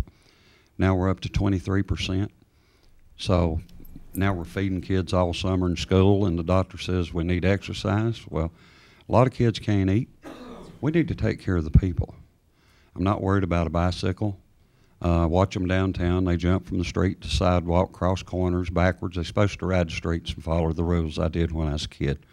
You rode the roads. You didn't ride sidewalks. So if it's got wheels, it's supposed to be there. Walking past, the days of walking from Candler to Asheville are over. They're going to drive. We do have plenty of parks. We've got plenty of schools with walking tracks. We have all this. But the simple fact is, we're all from Buncombe County. We all need to get along. We don't need to listen to special interest groups that I've seen step up tonight and get things. 2,600 people out of 240,000 is not a big number to find out if we need something. So, you know, something this big and this amount of money needs to be, let the people vote on it. Barnesville people that spoke, people from Fairview that speak, people from Black Mountain. It goes back, 2,600 people, very small group. This board should be dissolved until we get some money to figure out what we can do in this county. We're going to be deep in debt pretty quick. Thanks for your time. Thank you, Mr. Fry. Yes, sir. Who will speak after this gentleman? Mr. Rice? Be after him. Yeah. Doctor says it's good for you. I'm Mike Sewell with Asheville on Bikes, but I come here to encourage you to pass this plan. Before I get into my role in Asheville on Bikes, I want to talk to you all about as a school teacher and what I do. I don't make a lot of money, but I also have changed my transportation habits. So I do not depend on using an automobile to move from A to B. With my salary, that is a $10,000 a year in savings. That's AAA, average operating costs of an automobile, and I've been doing it for 7 years. Now, I'm not saying that everyone is going to, get Greenways and everyone's going to get off they're using an automobile, but it does open up new potentials for people to incorporate. I also see every day the obesity rates in North Carolina. We are raising our children like veal. Sedentary, high calories. We can do much better to meet the needs of the next generation. Greenways are a part of that answer. I briefly want to mention the new businesses and the economic potential that is coming into our area. We have New Belgium Brewery, Sierra Nevada, and Oscar Blues, all of which are making significant contributions and have all cited bicycle boating culture as an important piece of why they chose to invest in our area. We do have wonderful natural resources. Each summer I take off for about 3 weeks and travel, and I pick out different states in the country to go ride through. I would just as easily stay here. When I'm on those trails, I meet people from all over the country and some from all over the world who choose to ride in New Jersey or New York or Maryland, South Carolina. We have such riches to tap into to bring people to our state. Let's make the bold move to catch up, and let's invest in our greenways. Thank you. Thank you, Mr. Sewell. Rice. Who will speak after Mr. Rice? Reverend, you'll be after Mr. Rice. Thank you, Mr. Chairman, members of the board. Well, doctors, health and safety. That's what you're under commission to do, right? Health and safety first. I applaud the Greenway in a big way. A lot of good things are a benefit to it. Won't take nothing from that. But I want to add something to the survey I don't think they've thought about. Health and safety. Toxins should be considered when you're looking at greenways. Ball fields, anything that government owns, they'll try to find the most toxic site to build it on. Let me give you an example. Asheville Airport just buried Duke and Progress Energy's waste on the runway field, and it's the most toxic thing you can ever find, and it's seeping in the ground, it packs good, and it goes to the river. I wouldn't stick my big toe in the French Broad River because I know what's in there, and I know what the UNCA Professor Moss, which was a very well-renowned person that knows what's in that river. And that's the longest greenway in Buncombe County, and it runs into every other county. And what is put out of the distribution of our sewer system into the metropolitan sewer, as you know, is very, very toxic, coming from Black Mountain into there, and it's dumped into the river, and it goes on down the Greenway, on down into Madison County in Tennessee and into the Mississippi. They drink it in Knoxville. Yeah. A lot of dead people, and a lot of people takes it serious because there are a lot of kids who are born with disabilities that I serve and help to get better needs. Now, in the Inca community, the complex center, I want to tell you, the word complex is much bigger than the property that it's on. Right adjacent to it is a 27-acre unlined dump landfill on the Inca property, AB Tech, joining AB Tech. And AB Tech property can't even have a well drill and can't even house elderly or children in the building. So let me just ask you, what are you going to do with that complex out there, building it on the side of the hill and joining it to the dump? 27-acre dump. Habitat Humanity is on the side of that 27-acre dump. And let me tell you, it's more toxic than you can think. When you're looking at this Greenway stuff, you need to be considering the toxics that are lying waiting on people to roll in the grass and do other things that they don't even realize it's there. Thank you, Mr. Rice. Yes, ma'am. Reverend, and Miss Hope will be next after Reverend Landis. I'm Reverend Lisa Landis, and I kind of walk. That's my mode of transportation. And it's kind of dangerous when you're walking along a road and there is no sidewalk. And then it's like the big thing that I'm hearing is the money. And you know, it's like the creative financing. I don't know why creative financing is only in the budgets and it's not for other things. Way back when I was occupying Asheville, before Occupy was vilified, it was people in our community who cared, who wanted to make a difference. And people came together to build a playground. So I'm asking you, you know, why can we not all get together and build it? I mean, there's how many homeless in this town who would love nothing better to do than to do something? The homeless don't want to just sit. You know, if you give people a purpose, people will flourish. You know, I can't quite understand if you guys are supposed to be leaders, and that's kind of like something simple that I don't understand how you don't understand it. You know, I'm all for the Greenway. I'm all for walking the back roads to get from one town to another. But when you're talking about money, yeah, there's a whole lot of toxins that need to be addressed. You know, there's a whole lot of issues that need to be addressed. So instead of spending more money, why don't we try to come together as a community in order to work together to build things? That's my question. Why can't we volunteer our time to build it? Thank you. Thank you, Reverend Landis. Yes, ma'am, Ms. Herrick.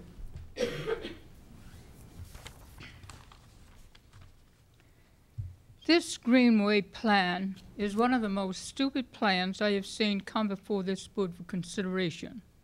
Why do we need footpaths throughout Buncombe County? The Greenway people say it's good for exercising. Well, let me tell you, when I was younger, I was a member of the North Carolina Hikers Club for 11 years. I have hiked just about every trail throughout these mountains.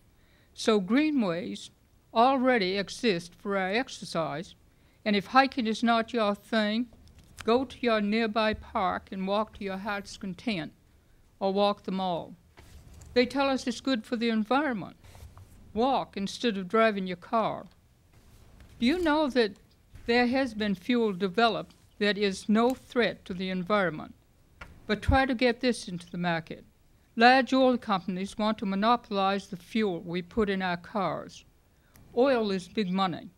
I say get rid of gas for cars and put the millions of dollars instead into R&D, research and development for clean fuel. The Greenways plan does not say how much money the county might have to spend, but other sources are a possibility, they say. The county, such as state and federal grants, private donations, and certain taxes. In the end, the taxpayer gets the shaft. I urge you, do not accept this plan. And thank you, Mr. Gant, for letting me speak. I got the message. Thank you, Ms. Herrick. Let's see, who we got next? Mr. Yelton? Who wants to speak after Mr. Yelton? The lady behind the poster, David, you can't see her. Nix. Miss Nix. Claudia. Feel like a mosquito to nudist colony. There's a lot of places to go on this one. First and foremost, I've heard federal money and state money. There ain't no such thing as federal money and state money.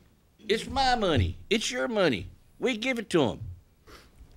But how many times have I heard this board say, oh, it don't cost us nothing. All we got to do is give $100,000 and they'll give us $250.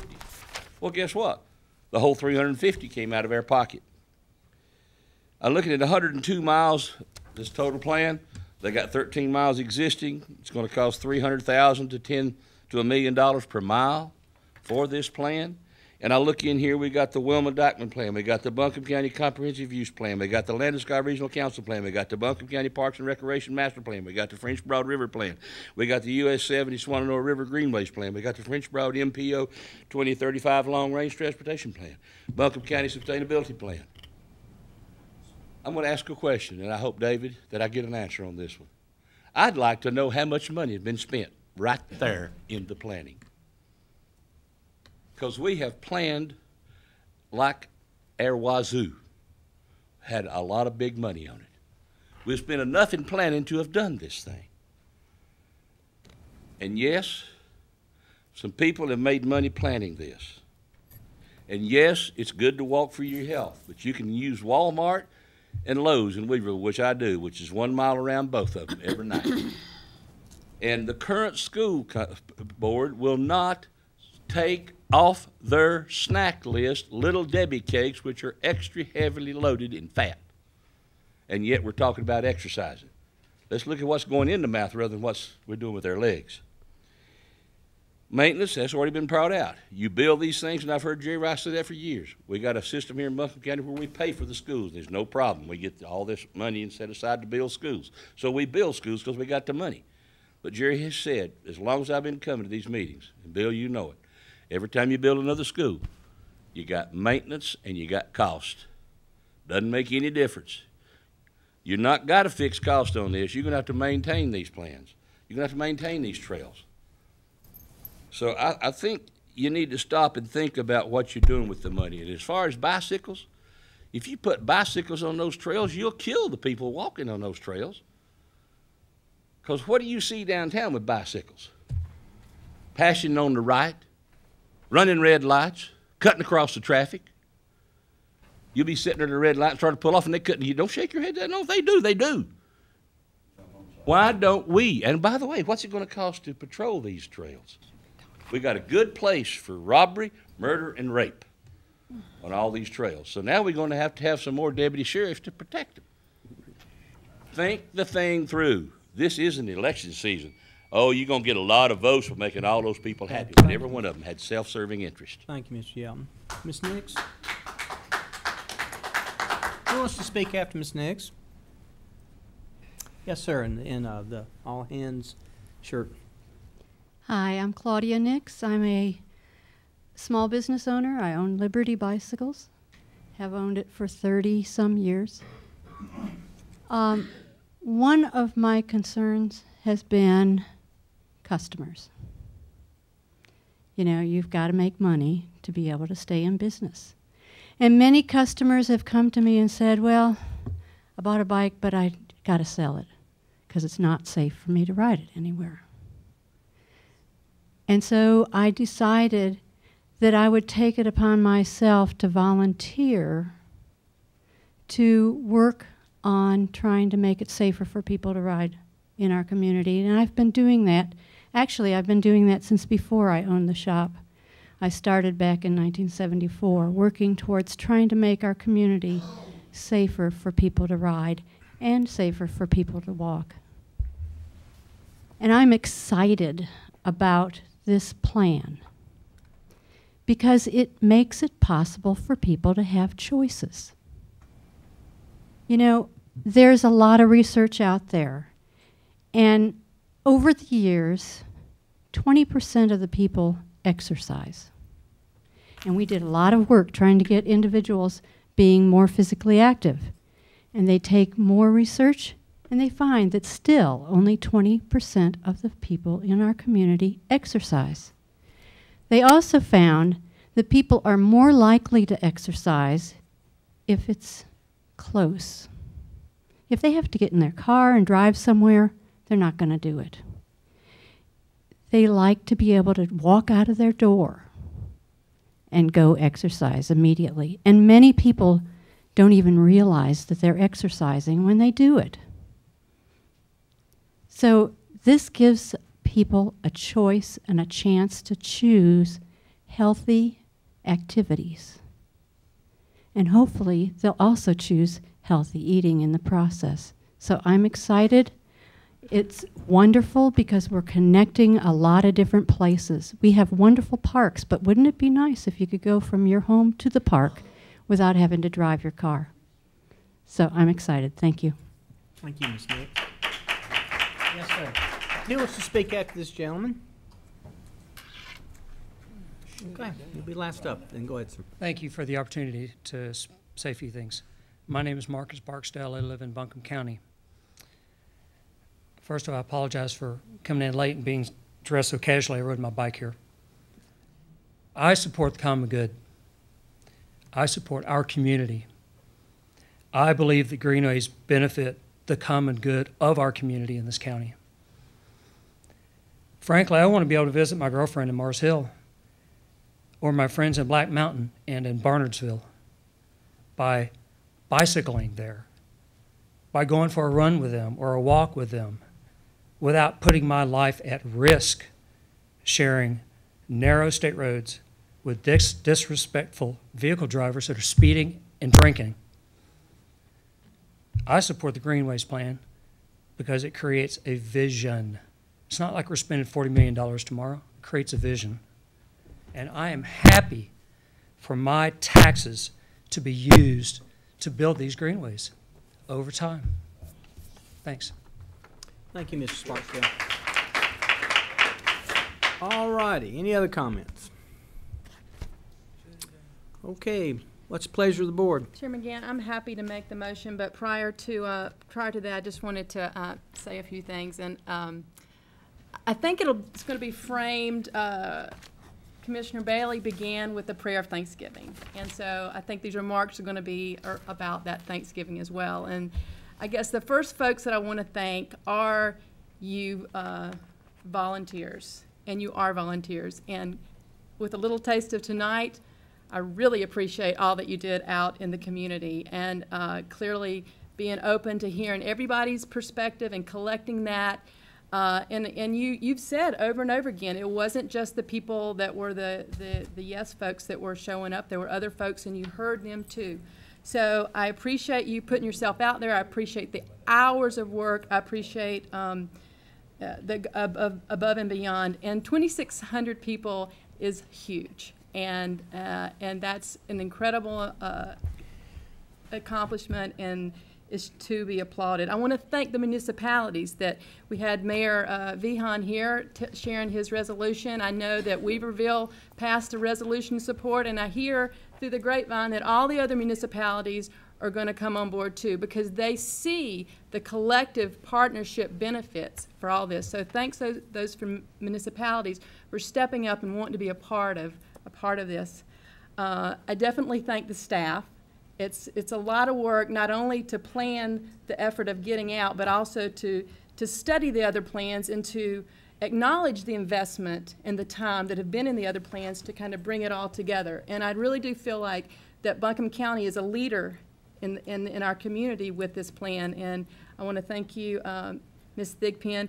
But I got to also thank Ms. Crown back there in the booth, because I think she's really gotten a lot of energy up there. And that the Connect Buncombe campaign has just been fun. It has just been fun for people, and it's got great energy. And I've had so many people come up to talk to me about how excited they've been to be a part of this.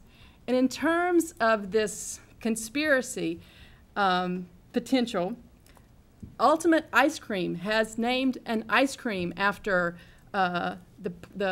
this effort. I mean, this is about small business owners caring about it. REI, who sells outdoor gear, is having a benefit to support this effort. Our latest new employer has just given us a check for $50,000. This is broad community support from the business, from the person that's scooping the ice cream to the big guys that are coming in and writing the five-figure checks. These are businesses that are saying, this matters to me, and we're going to step up to the plate too. I do think that in this world that we're in right here, we always have to balance individual rights with the common good. It's not ever perfect, and sometimes we tilt too much to one way and then we tilt the other, but trying to hold them both in balance that's our job. So I do appreciate the comments that have been made about being clear that we're scared, we're concerned about eminent domain. I think we've heard that, and we will integrate that into our plans going forward. But we've also heard that this is something that many residents in our community see as a great investment of in our infrastructure. The transportation, the health, the economic development. There's so many benefits to this plan. I want to also thank these broad community players that have been a part. I know the YMCA has been working on this for a couple of years. They have brought together private businesses, other organizations serving children, the school systems, and the YMCA has led the way, and they have put Greenways out there, and their folks have asked us to support this, and they're representing a lot of people. So there's a lot of people to thank, and I know folks at this table have also been invested in it. It's clearly got a lot of energy around it, and I couldn't be more excited to make the motion to adopt this plan. And with that, I move adoption of this fabulous Greenway Master Plan. Okay, it's been a motion. Is there a second? I'll second. I'm still concerned about eminent domain as well, and I want to make sure that the plan doesn't include eminent domain. The process of eminent domain.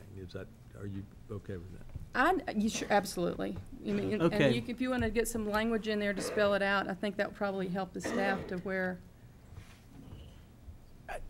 I don't believe there's a formal resolution floating for this, so if there's just an approval of the master plan, I think that Commissioner Bailey's idea for a friendly amendment to make sure that the motion is to include no. Exclude any I went back and read what it says, and it says that it will not, but I want to make sure that. Okay. Draw a black line through it. With that, why don't we take that as an amendment that you're seconding the motion, and it's a friendly amendment that the county will not consider eminent domain options in adopting this plan. Is that's fine. That cover it? Yeah, that's good. Mr. Frew, is that good? Think that'll cover it? Absolutely, yeah, okay. no. I mean, I read that spirit in the plan when I read it too. So I think just underscoring it and putting exclamation marks is great. And I think they clearly came with that. That was the proposal, but I think we heard you in the audience, and I think that is, I'm in favor of that too. Any other comments? I've got a few. Whenever I'll let my cohorts go first. Yeah, I'm going to vote to support the plan. I think they've done a fantastic job. This thing's really, really good. And of course, Ray brought up my biggest concern. I think everybody out there knows I'm a property rights person, but that needs to be scratched without question.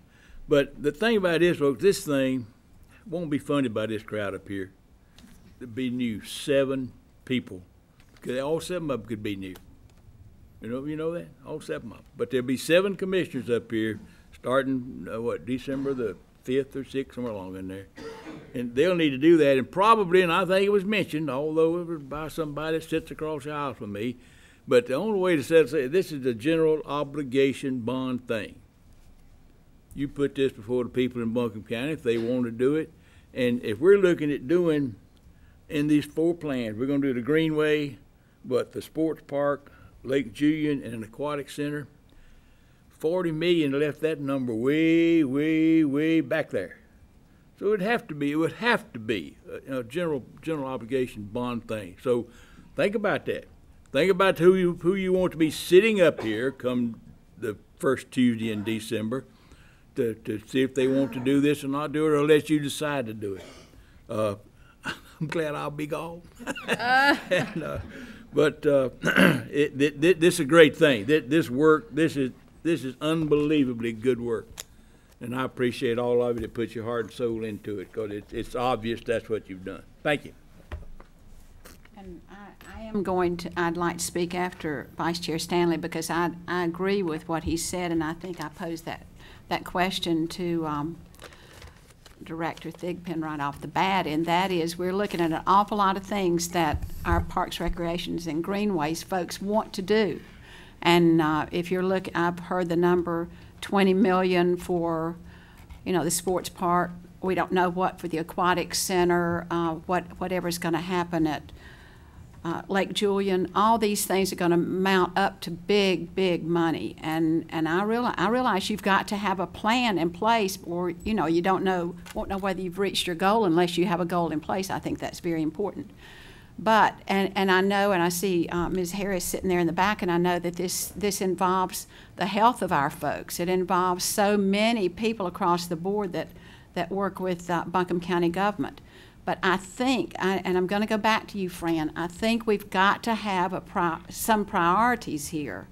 And general obligation bond, in my opinion, is something that we really need to look at. Let's let folks vote. I always keep a tally of, you think we're not listening up here to public comment, but we had 18 folks spoke publicly, and 1, 2, 3, 4, 5, 6, 7, 8, 9, 10 spoke in opposition to this.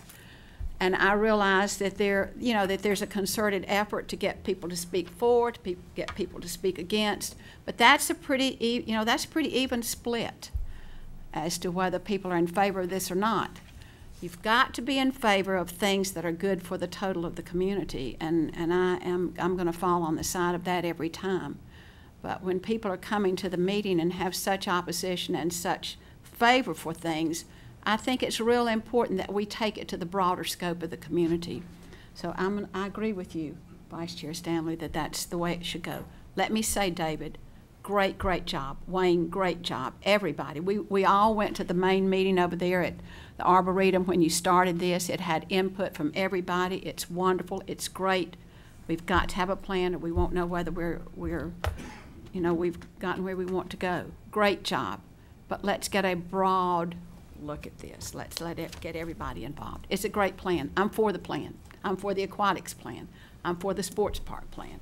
I'm for all the good plans. But let's get let's get our priorities together. And $200 million is not much if you say it real quick. Thank you. I'm in favor of this. I've been in favor of this since I was elected many years ago. This board has already passed an ordinance or a dream vision that we'd have a greenway from Brevard to Tennessee, and we'd be part of it. We have folks that are willing to, like David, that has been on that Parks and Rec now Greenway board for many, many years, and have asked us to have bold vision and to look ahead. Folks, we're not spending an extra dime tonight. In fact, because we've put this out, we've already gained $50,000, as has been said. It's kind of like when we first did conservation easements. One of the other commissioners, when I proposed that, another commissioner said, David, nobody will ever do this. It'll never work, and you're going to be embarrassed. In fact, conservation easements weren't even given a line item for several years because they didn't want to embarrass me, because it'll never work. People will never give up their development rights. But what happened was magic, and we had people from all spectrums, just like Reverend Landis said, everybody came together and saw an opportunity. And it's all voluntary. This is going to be all voluntary. If Barnardsville, Humphreys, if they don't want us out there, I don't think we'll probably go out there. Because there are going to be people that are dying, are knocking on the door to get us to go there right now. And there's going to be some degree of the squeaky wheel getting the grease. But that's what we're going to let these guys work on, is to get a priority system that's fair. Because they may not speak for everybody in Barnardsville. They may. I don't know. I know they went out there. I know they went and had a lot of meetings. I heard about a lot of them. And I think you got good input.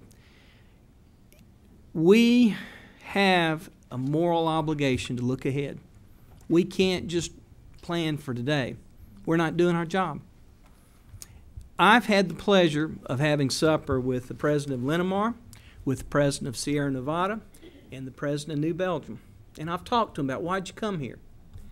And what was said, I think, by Ms. Nix and Mr. Sewell is that's one of the reasons they came here. They like the fact that we are looking ahead for greenways, bikes, trails. Now, a lot of us may not use these items, but a lot of people do. And we're about jobs and getting businesses here. And folks, I'm telling you, the new businesses ask about that. Every time I've been in a negotiation, it's something that's brought up. Every single time. So, we will pull forward. I'm going to support this. I really do. I've echoed the thanks. I won't go over everybody again. A lot of time's been put in, a lot of hearings, a lot of input. And we need more, sadly, because now if we adopt this, when we adopt this, we have to tell people why it's good. And if somebody says it's not good, it's not going to happen on their property. But it didn't stop us from having over 5,000 acres of voluntary conservation easements in our county. And we are a national leader in that now because we took a chance. We had a little vision and we looked ahead. And that's what I think this board's going to do tonight. And I thank Commissioner Bailey and Commissioner Jones for taking into account what these folks said about the eminent domain, because we don't want that on the table. We wouldn't do it, but we may not be the people sitting up here next time around. So let's take that out of play, and let's sit down and see where and how, and see what other funding you can come up with. Because as Reverend Landis said, everybody has to buy into this or nothing will happen, or else we'll have this, it'll collect dust on the shelf. This is an organic, live document. And if people don't help us find ways to fund this, private people don't step up to the plate, if people don't use these systems, it's going to fail.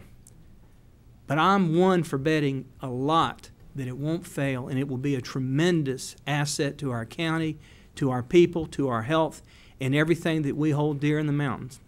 So I'll call the question. Yeah. And all in favor say aye. Aye. All opposed, no. We have a new master plan by a 5-0 vote.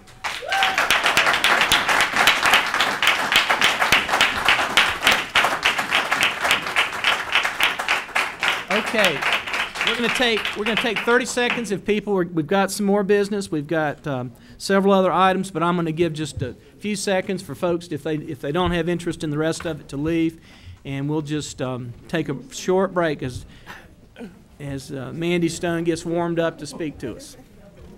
A little circulation in these legs. Well said, David.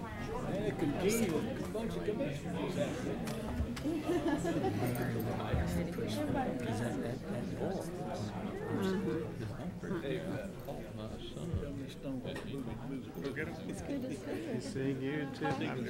Okay, let me encourage folks to talk outside because we do have some more business.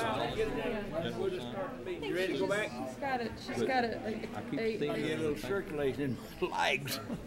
What's she upset about? Everything, yeah. Ooh. All right, let's go ahead and, I mean, resume. you're scared somebody's going to do your property. I get that. Mr. If Chairman. y'all could talk outside, Mark and gentlemen, if y'all could speak outside, that would be more appropriate. Yes, ma'am. Ms. Stone, Mandy Stone.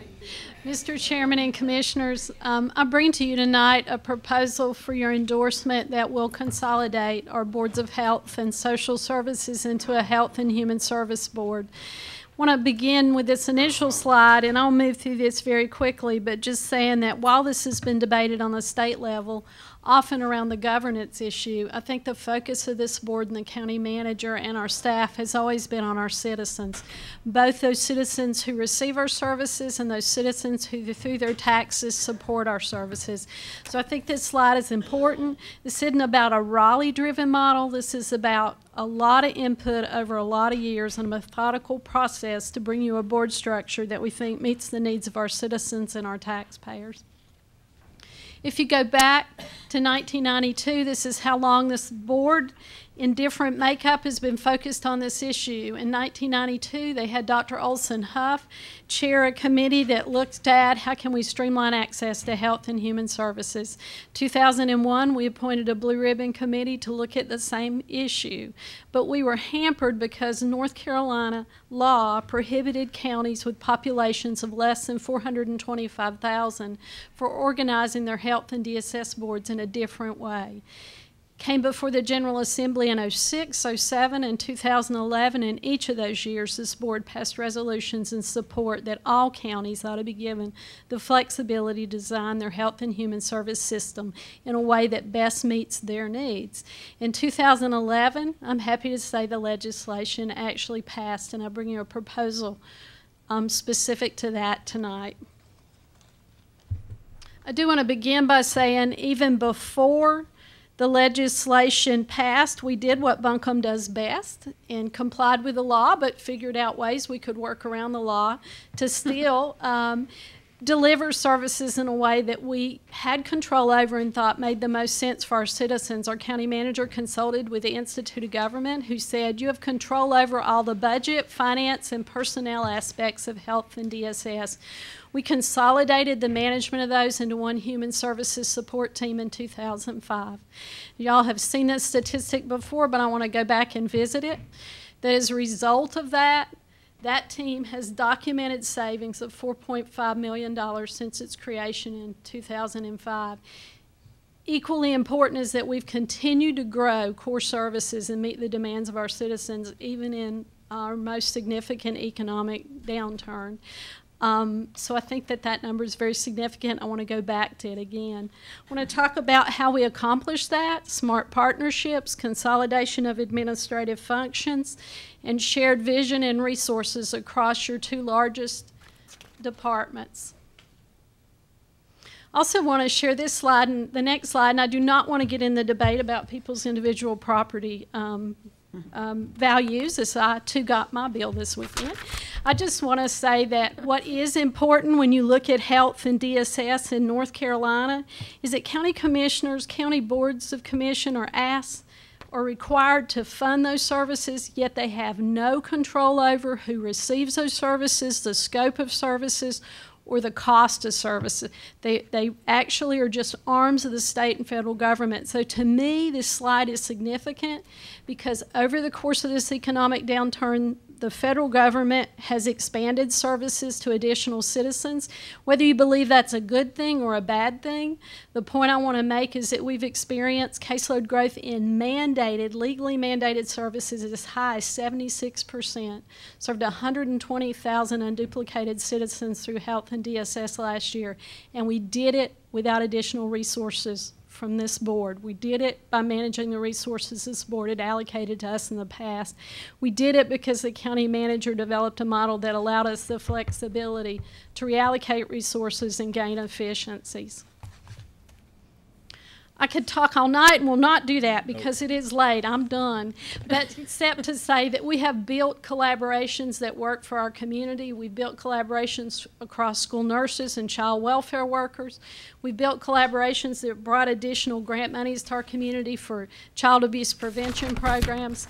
All of that is a result of the model that this board had the courage to endorse prior to the change in legislation. I want to quickly run through a couple of geomaps, not to talk about them to any great extent, but they're all examples of where DSS and health share the same consumers, serve the same individuals. And this is one example where the orange spots are a heat sensor map that shows Child Protective Services work and investigations and the delivery of services, and the blue dots, Nurse-Family Partnership, which is child abuse and prevention. The value of our ability to draw this data across the two systems is we know where to target prevention. We know where there's the greatest risk and how to best use public resources in the most efficient and effective manner. Additional slide, and we have copies of the maps. If you look across access to health and economic services, we began as a system where a citizen had to enter a separate door for every program, be screened again for every program they applied for under different standards and by different staff, and that we had to have the intake and administrative staff to support those multiple programs. We have built a system that allows individual citizens, be that through technology or visiting our integrated Cox Avenue site, to be screened once for all public health and social service programs, and that has allowed us to consolidate our mail rooms, our file rooms, our front desk, our call centers, our operations, in addition to our budget, personnel, and finance functions. These are, again, just additional maps that show you the overlay between DSS and health services and how the opportunity exists to be more efficient in how we serve those citizens. Also been engaged in a listening process, and the black stars represent 90-minute community listening sessions and surveys we've been involved in, asking citizens, both our taxpayers and the recipients of our services, what can we do better? How can we invest money that makes your individual community, where you live, whether you live in Barnersville, Swannanoa, Black Mountain, Inca, Candler, Fairview, or in downtown Asheville, how can we invest public resources in a way that makes sense for your community and builds on the individual strengths and needs of your community? And they told us consistently, strengthen coordination across services, create multiple points of access, and have a consolidated message across health and DSS. We heard that message consistently, and that was very affirming for us because we feel like that's the very model we've been building. So the House Bill 438 passed this year. It allows this board to appoint a consolidated health and DSS board. It allows you to assign other programs, which you have done to human services, such as veteran services and parks, greenway, and recreation, but it allows you to look at additional services and assign them to the Human Service Board. It allows you to consolidate control of health and human services from a management perspective in a single human service director who is appointed and supervised by the county manager. One of the strongest points made by the North Carolina County Commissioners Association is that they neither hired nor fired their health or DSS directors, that they answered to independent boards. This makes the Human Service Director appointed and supervised by the county manager. Also allows the board while the Board of Commissioners ultimately appoints the entire board, whereas right now the state appoints part of the Social Service Board, the initial board by statute had to come as a nomination from the sitting Board of Health and Board of Social Services. But this board assumes all rulemaking, policymaking, and administrative functions for the two boards. Requires in the legislation that the board makeup reasonably reflect the population of your county. We appointed a nominating committee in consultation with the Institute of Government as required by law. It included all former and current DSS and Health Board chairs since 2005. And the slate you have before you tonight for appointment is a recommendation of that nominating committee as required in statute. The law is very specific about representation or fields of expertise that have to be represented on the board, and the roster you have before you tonight meets every one of those requirements. We also try to take that further and look not only for their individual fields of expertise, but do they represent anchor institutions and partner institutions that we work with. Also requires that there are representatives who are consumers or public advocates or public stakeholders, which we think is very much a strength to this board. It allows you to appoint a member to serve more than one slot, and I'll give you an example of that. Sharon West is a member of the roster being recommended to you. She's a current member of the DSS board. She is an RN. She's also the Veterans Outreach Coordinator for Women at the VA, so she represents both a consumer group and a field of expertise. It requires, the terms are 2 terms of 4 years, and you will stagger the first board, and the roster you have staggers those members between 3 and 4 year terms so that we don't lose all of those members at one time. The structure of the board that we're recommending to you continues to use advisory boards who will look at specific fees or policies in the areas of public health or social work or consumer advocacy or parks and greenway or economic services, and channel those recommendations up to the Health and Human Service Board, which is responsible for the legal mandates assigned to the DSS and health boards.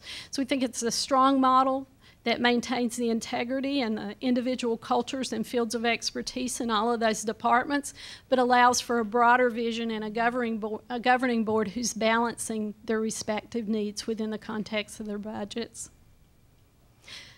It has all of the authorities of the current DSS and Health Board by law. The structure is the same structure that currently exists. I still get to have 2 jobs, which is a good thing. And it allows us, we've looked at the WAKE model. We are not recommending the WAKE model because the WAKE model integrates services in a way that, in our opinion, can often be confusing to the public. We believe the public needs to know who a department head is and where to go when they have an issue or a problem. So our recommended structure maintains while we consolidate much of our middle management and our administrative supports, it maintains that you do have department heads in each of those areas and that they meet the requirements under the law for qualifications. And this is a model. We have been asked to present this model at several national conferences recently, but the American Public Human Services Association says that these are the 10 reasons that every governing board ought to look at consolidating health and human services, and I hope we addressed each of those in the PowerPoint, and I'm happy to answer any questions.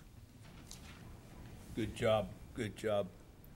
Mandy, what was the economic service? Economic service. That includes Medicaid, Work First, all the public assistance programs. And as many of you know, Tim Rhodes is retired, and I'm happy to announce that Steve Garrison will join us, who is the current county manager in Madison County, as the department head for economic services. That's great. So that little chart with the different committees, I'm assuming, so the parks and greenways, we already have that one.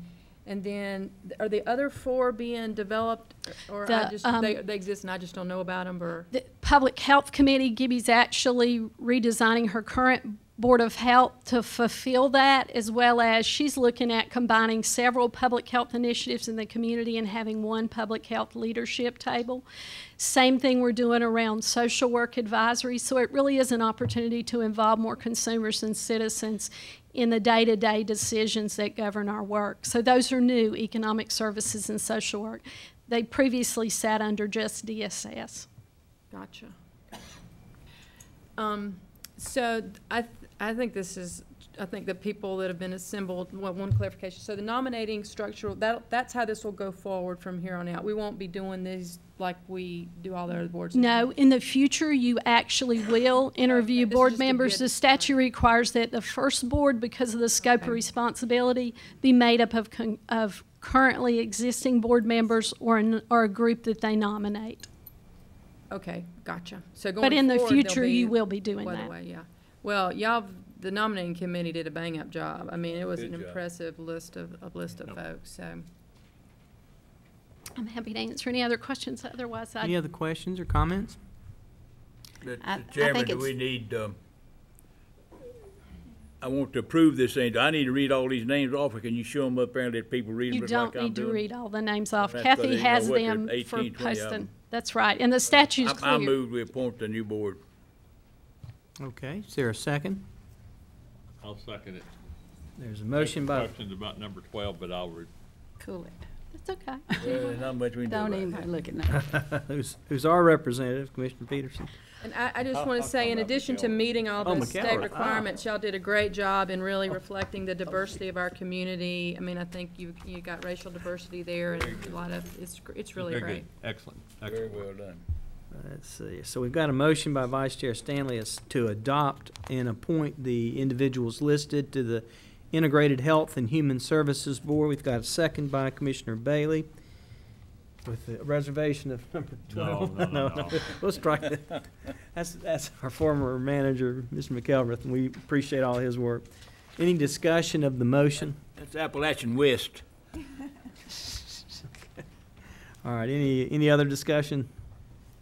Okay, I'll call the question. All those in favor say aye. Aye. All opposed, no. Then we will appoint the individuals listed, Thank you and very thank you for the much. good work. Next, we have Good job. Donna Clark with a resolution providing for the issuance not to exceed $32,500,000 general obligation refunding bond, Series 2012. What does all this mean, Ms. Clark? I'm going to talk fast, so if you have questions, please stop me. Thank you, Mr. Chairman and members of the board. At the August 21st meeting, you approved two resolutions to begin the process of refunding our 2002 variable rate general obligation bonds. These were bonds that funded public education projects. Today, we are requesting your approval of the final resolution approving selling a bond for $32.5 million to TD Bank at 1.70% for 12.5 years with a final maturity in 2025. Over the past, just to give you some comparative information to that rate, over the past 10 years, the bonds that have been outstanding, their average variable rate has been 2.197. And this is a private placement versus a public sale, which we are accustomed to using. We did send out RFPs to banks, and we received 6 bids ranging from 1.70 to 2.88. This transaction will effectively eliminate all of our outstanding variable rate debt in the portfolio. It will eliminate our risk associated with interest rate and bank credit, and it will lock in a fixed rate below what has been our historical average for 10 years. So if, I can answer any of your questions. Otherwise, I recommend approval of this resolution. I make a motion, we approve the resolution quick. Second. There's been a motion by Commissioner Peterson, a second by Vice Chair Stanley to adopt a fixed rate of 1.7 from a 2.19 variable rate. Is that right? Wow. That has been the historical Or it's average, over the variable last 10 rate that years. averaged 2.19. Yes. Thank you. Yep. Okay, any discussion? All those in favor say aye. Aye. All opposed, no. We are refinanced. Thank you, Yeah, I ma'am. told you if you said 32 million real quick, it's not much money. Say it real quick, it doesn't matter. All right. Next up, we have board appointments. Are there any nominations for the Weaverville Planning and Zoning Board? We have 4 vacancies. Mr. Chairman, I nominate Zane Cole, Ann Franklin, Nancy Niels Nelson, and Barbara Severn. Okay, any other nominations? All in favor of those individuals being appointed to the Weaverville Planning and Zoning Board, say aye. Aye. All opposed, no. Then those individuals are appointed. We have 1 vacancy on the Tourism Development Authority. Any nominations? Chairman, I nominate Doug Bowman. Okay, Mr. Bowman's been nominated. Any other nominations? All those in favor of reappointing Mr. Bowman, say aye. Aye. All opposed, no. Mr. Bowman is reappointed. County Board of Adjustment, we have 2 vacancies. Any nominations? I nominate Miss Tony Grace and Mr. Mikhail Bacote. Okay, Miss Grace and Miss Bacote, yeah, Miss Mr. Grace, Bacote Mr. have been Bacote, nominated. yeah. Any other nominations? I nominate Keith Levi. Mr. Levi's been nominated. Any other nominations? Okay, if you'll poll not the jury, poll the board. Could I add one quick thing, just in terms of kind of I know she didn't fill out her form, Miss Grace. She is a black female, so, and she's an attorney. So I just happen to know that. All right, thank you. Who you want to start? Keith Levi and Michael Bacote. Keith I've never Levi. pronounced that Bacote. Is that not a Bacote? It's Coat, like a coat you wear. Yeah, I mispronounced it. Sorry about that. Keith Levi and Michaela Bacote. Grace and Bacote. Levi and Bacote. Grace and Bacote.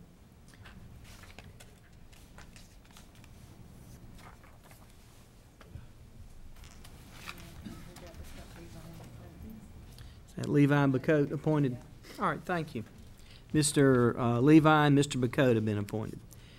The next regular meeting of the board will be September 18, beginning at 4:30 p.m. Commissioner meetings can be seen on BCTV Charter Cable Channel 2, ATT Uverse Channel 99, live on buncombecounty.org during the meetings, or online anytime at buncombecounty.org.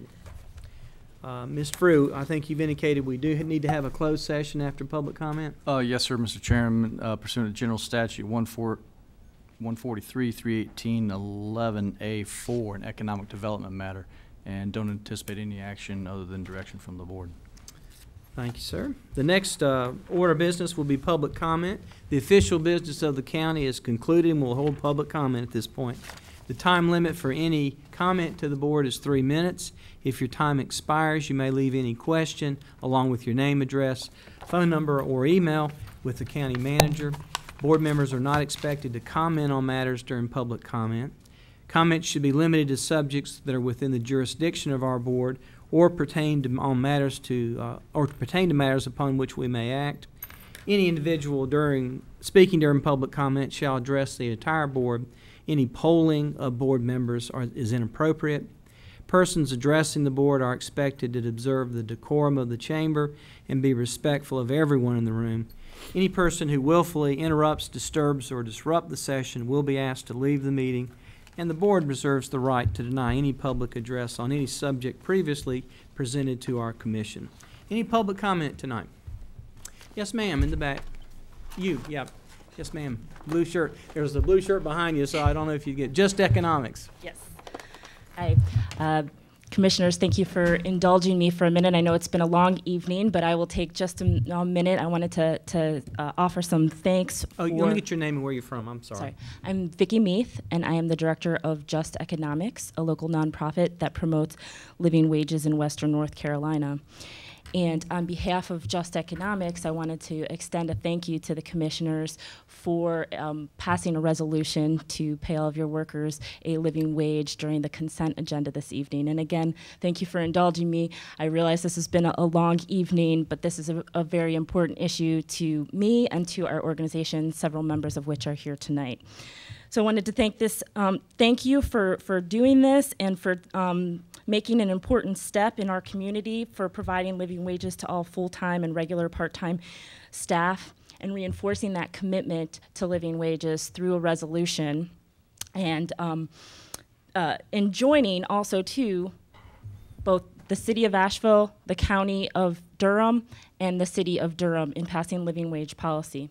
Also tonight, Buncombe County also joined over 300 employers in Western North Carolina that have voluntarily committed to paying a living wage and are certified through the Just Economics Voluntary Living Wage Employer Certification Program. I also wanted to thank the staff that has worked on this and helped us to pass this, Wanda Green, as well as Rob Thornberry, who has made sure that all staff were making the required rate. We at Just Economics believe that every worker deserves to be valued, We believe that full-time workers, at the very least, should be able to put a roof over their head and food on their table without any type of public or private assistance.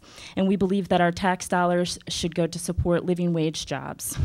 So I think that it's really fitting that yesterday was a holiday that valued workers and honored workers, and that y'all have honored your workers in this way by ensuring that they make a living wage. So no discussion that I'm asking of you tonight. I know it's been a long evening for you, but I just wanted to offer our thanks as an organization for making this step and taking care of your workers in this way. Thank you. Thanks to Just Economics and Ms. Heath. I know you've worked on this a long time. Thank you. Any other public comment tonight? Yes, ma'am. Black shirt, and then Mr. Rice will be after you.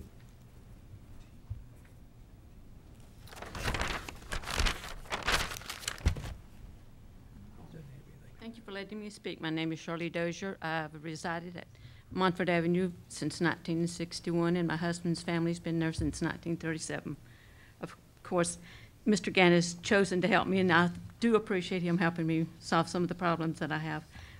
This next problem may be able to be solved by the Buncombe County. You'll see it's all public records. So I'm not giving those secret documents or no threats or no nothing. It's just all public documents. The city of Asheville has chosen to reply within 5 days. I think 5 days is sufficient for people to reply. Sometimes they've chosen not to, and they have been told that you will reply within 5 days. So I thank you so kindly for helping me try to solve some of the problems. Thank you. If you want to leave that with our county manager, thank you. Thank you, Ms. Dozier. That's what we're here for. Thank you. Mr. Rice is next. Who wants to speak after Mr. Rice? I'll go with Mr. Ditmore next, and then Reverend after Mr. Ditmore. Thank you, Mr. Chairman, members of the board. I believe it'd get better if I don't raise my hand there, Dave. You just called on me. Thanks. One housekeeping thing, and then it's business. On the county manager's report, I look back through the years, and I do not find where there's any statement or any material that is posted on the web prior to the meeting when the county manager gives his report. So I would like to have that added to it so we know what's coming and we can look at it. If it's county business, it ought to be on there. I appreciate that. The next thing is Jerry's going to make a prediction. I'm not really good at it, but I'm going to make one. In the next 4 years, I want this known sealed, the sheriff department and the police department is going to go up, up, up in arrest and convictions. And you're going to see it because of the new courthouse is being built. And I think I've got some good advice from good attorneys that says that these folks in the courthouse is building their bases on statistics. And of course, I think that is something that we need to look at because our jails needs to be filled. So we can't fill the jails till we get the new courthouse rooms built. So it goes hand in hand. It's kind of like if you build an airport, they'll come. So you build these new courthouses, and I'm going to make this prediction that in the next 4 years, you're going to see the rise in the crime and everything else around here. They're going to fill the jailhouse up. So we're going to make some more money because, you know, prisoners are big money. And we've still got them in our community. We got them in the community right now. They just can't arrest them until they get everything fixed, ready to put them in. Thank you. Okay. Reverend, let's say Ditmore and then Landis. Yeah, one repeated problem. I'm Alan Ditmore of Leicester. One repeated problem with many environmental projects, view sheds, land conservation, certainly the Blue Ridge Parkway, is that ecotourism is a complete oxymoron. That if you build it, they will come, and if they come, they will use motorized transport and pollute on the way. They come by jet plane, which is extremely kerosene intensive. Mostly they come by car. And then the more you do this kind of thing, like they said, they're attracting people and businesses. People and businesses are what pollute. You have less people and businesses, you have less pollution, you have less environmental damage. It's a problem with the GDP model, the gross domestic product, that you raise the gross domestic product, that environmental consumption, natural resource consumption tracks it almost exactly. There's one exception. That exception's right on my shirt. It's contraception. The city says it's not their problem. I know it's your problem here in the county, even though you don't have quite the voter base that they have, that the city has. So it's really the city that's got the voter base, even though the counties have the traditional Medicaid mandate. So there's kind of a, there's kind of a catch-22 there between who to ask. But the problem is you keep doing all these other things for the environment, and often wasteful things that discredit the whole environmental movement, like Solyndra, the whole Solyndra fiasco, and a parallel one at the schools, I guess. And there's no amount you're willing to waste in the hopes that it'll have some environmental benefit, when contraception is virtually free by comparison, is massively contraceptive, has an immense environmental benefit, and it gets upstaged by these other things that are seen as more politically viable. Well, in cities, which may not have the traditional mandate, it's traditional. It pulls. Contraception pulls. It is viable. We just have to get the mandate. We just have to get the mandate into the cities where they're not answerable to voters out in the country. Thanks. Thank you very much. Thank you, Reverend Landis.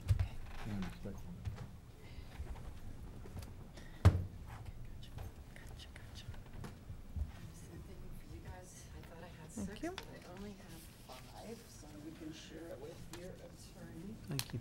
Or else I can give him Paris. Thank you.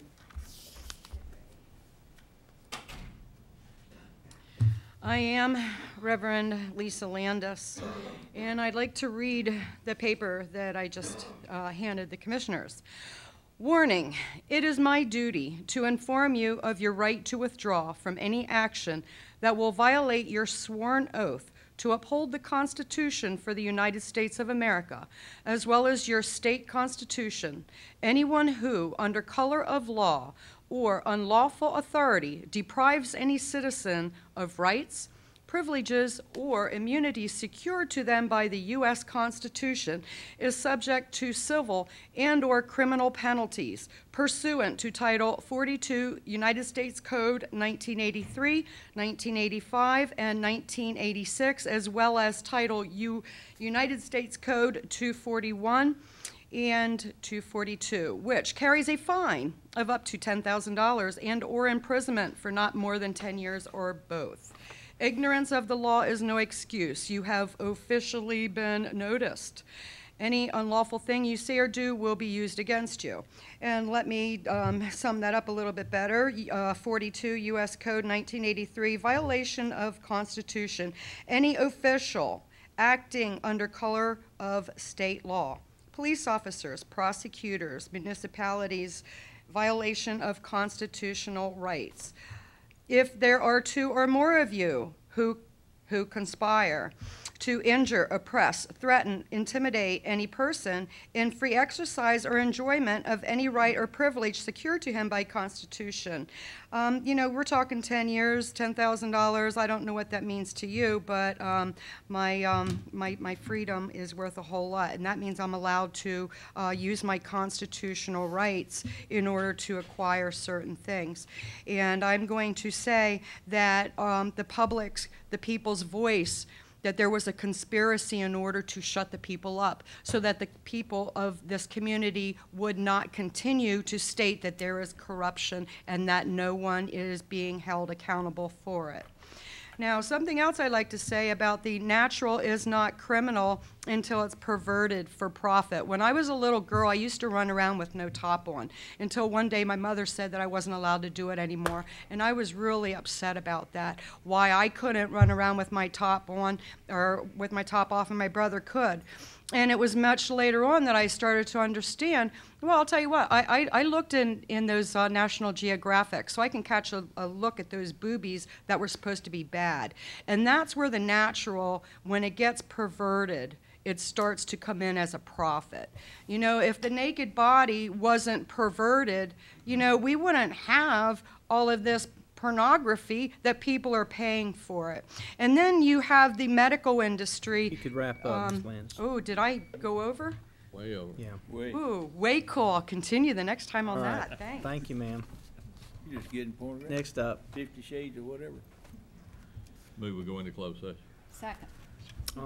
Well, you got a. Oh, Mr. Fryer. You almost got late there, Brother Fryer. Got to raise your hands, huh?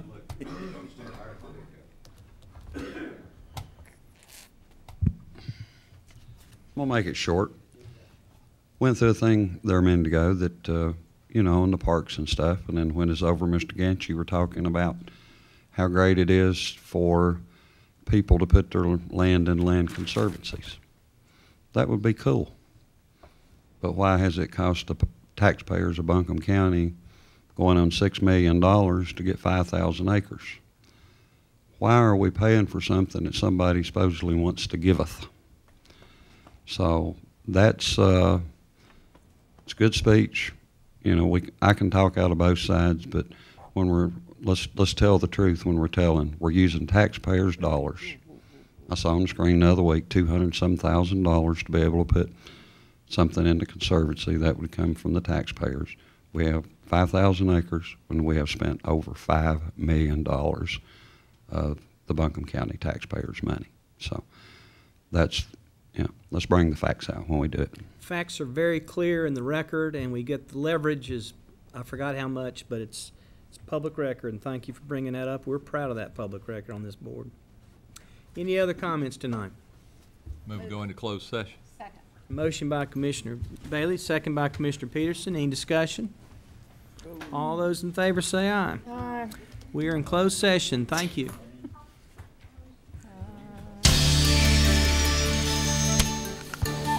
I tell him I'm coming.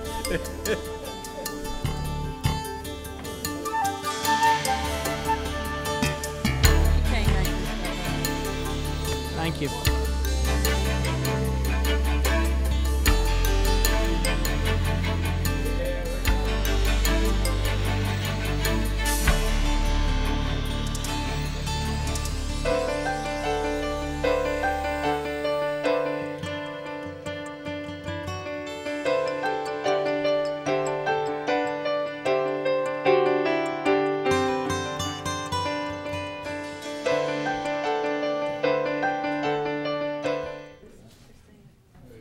Okay. Okay.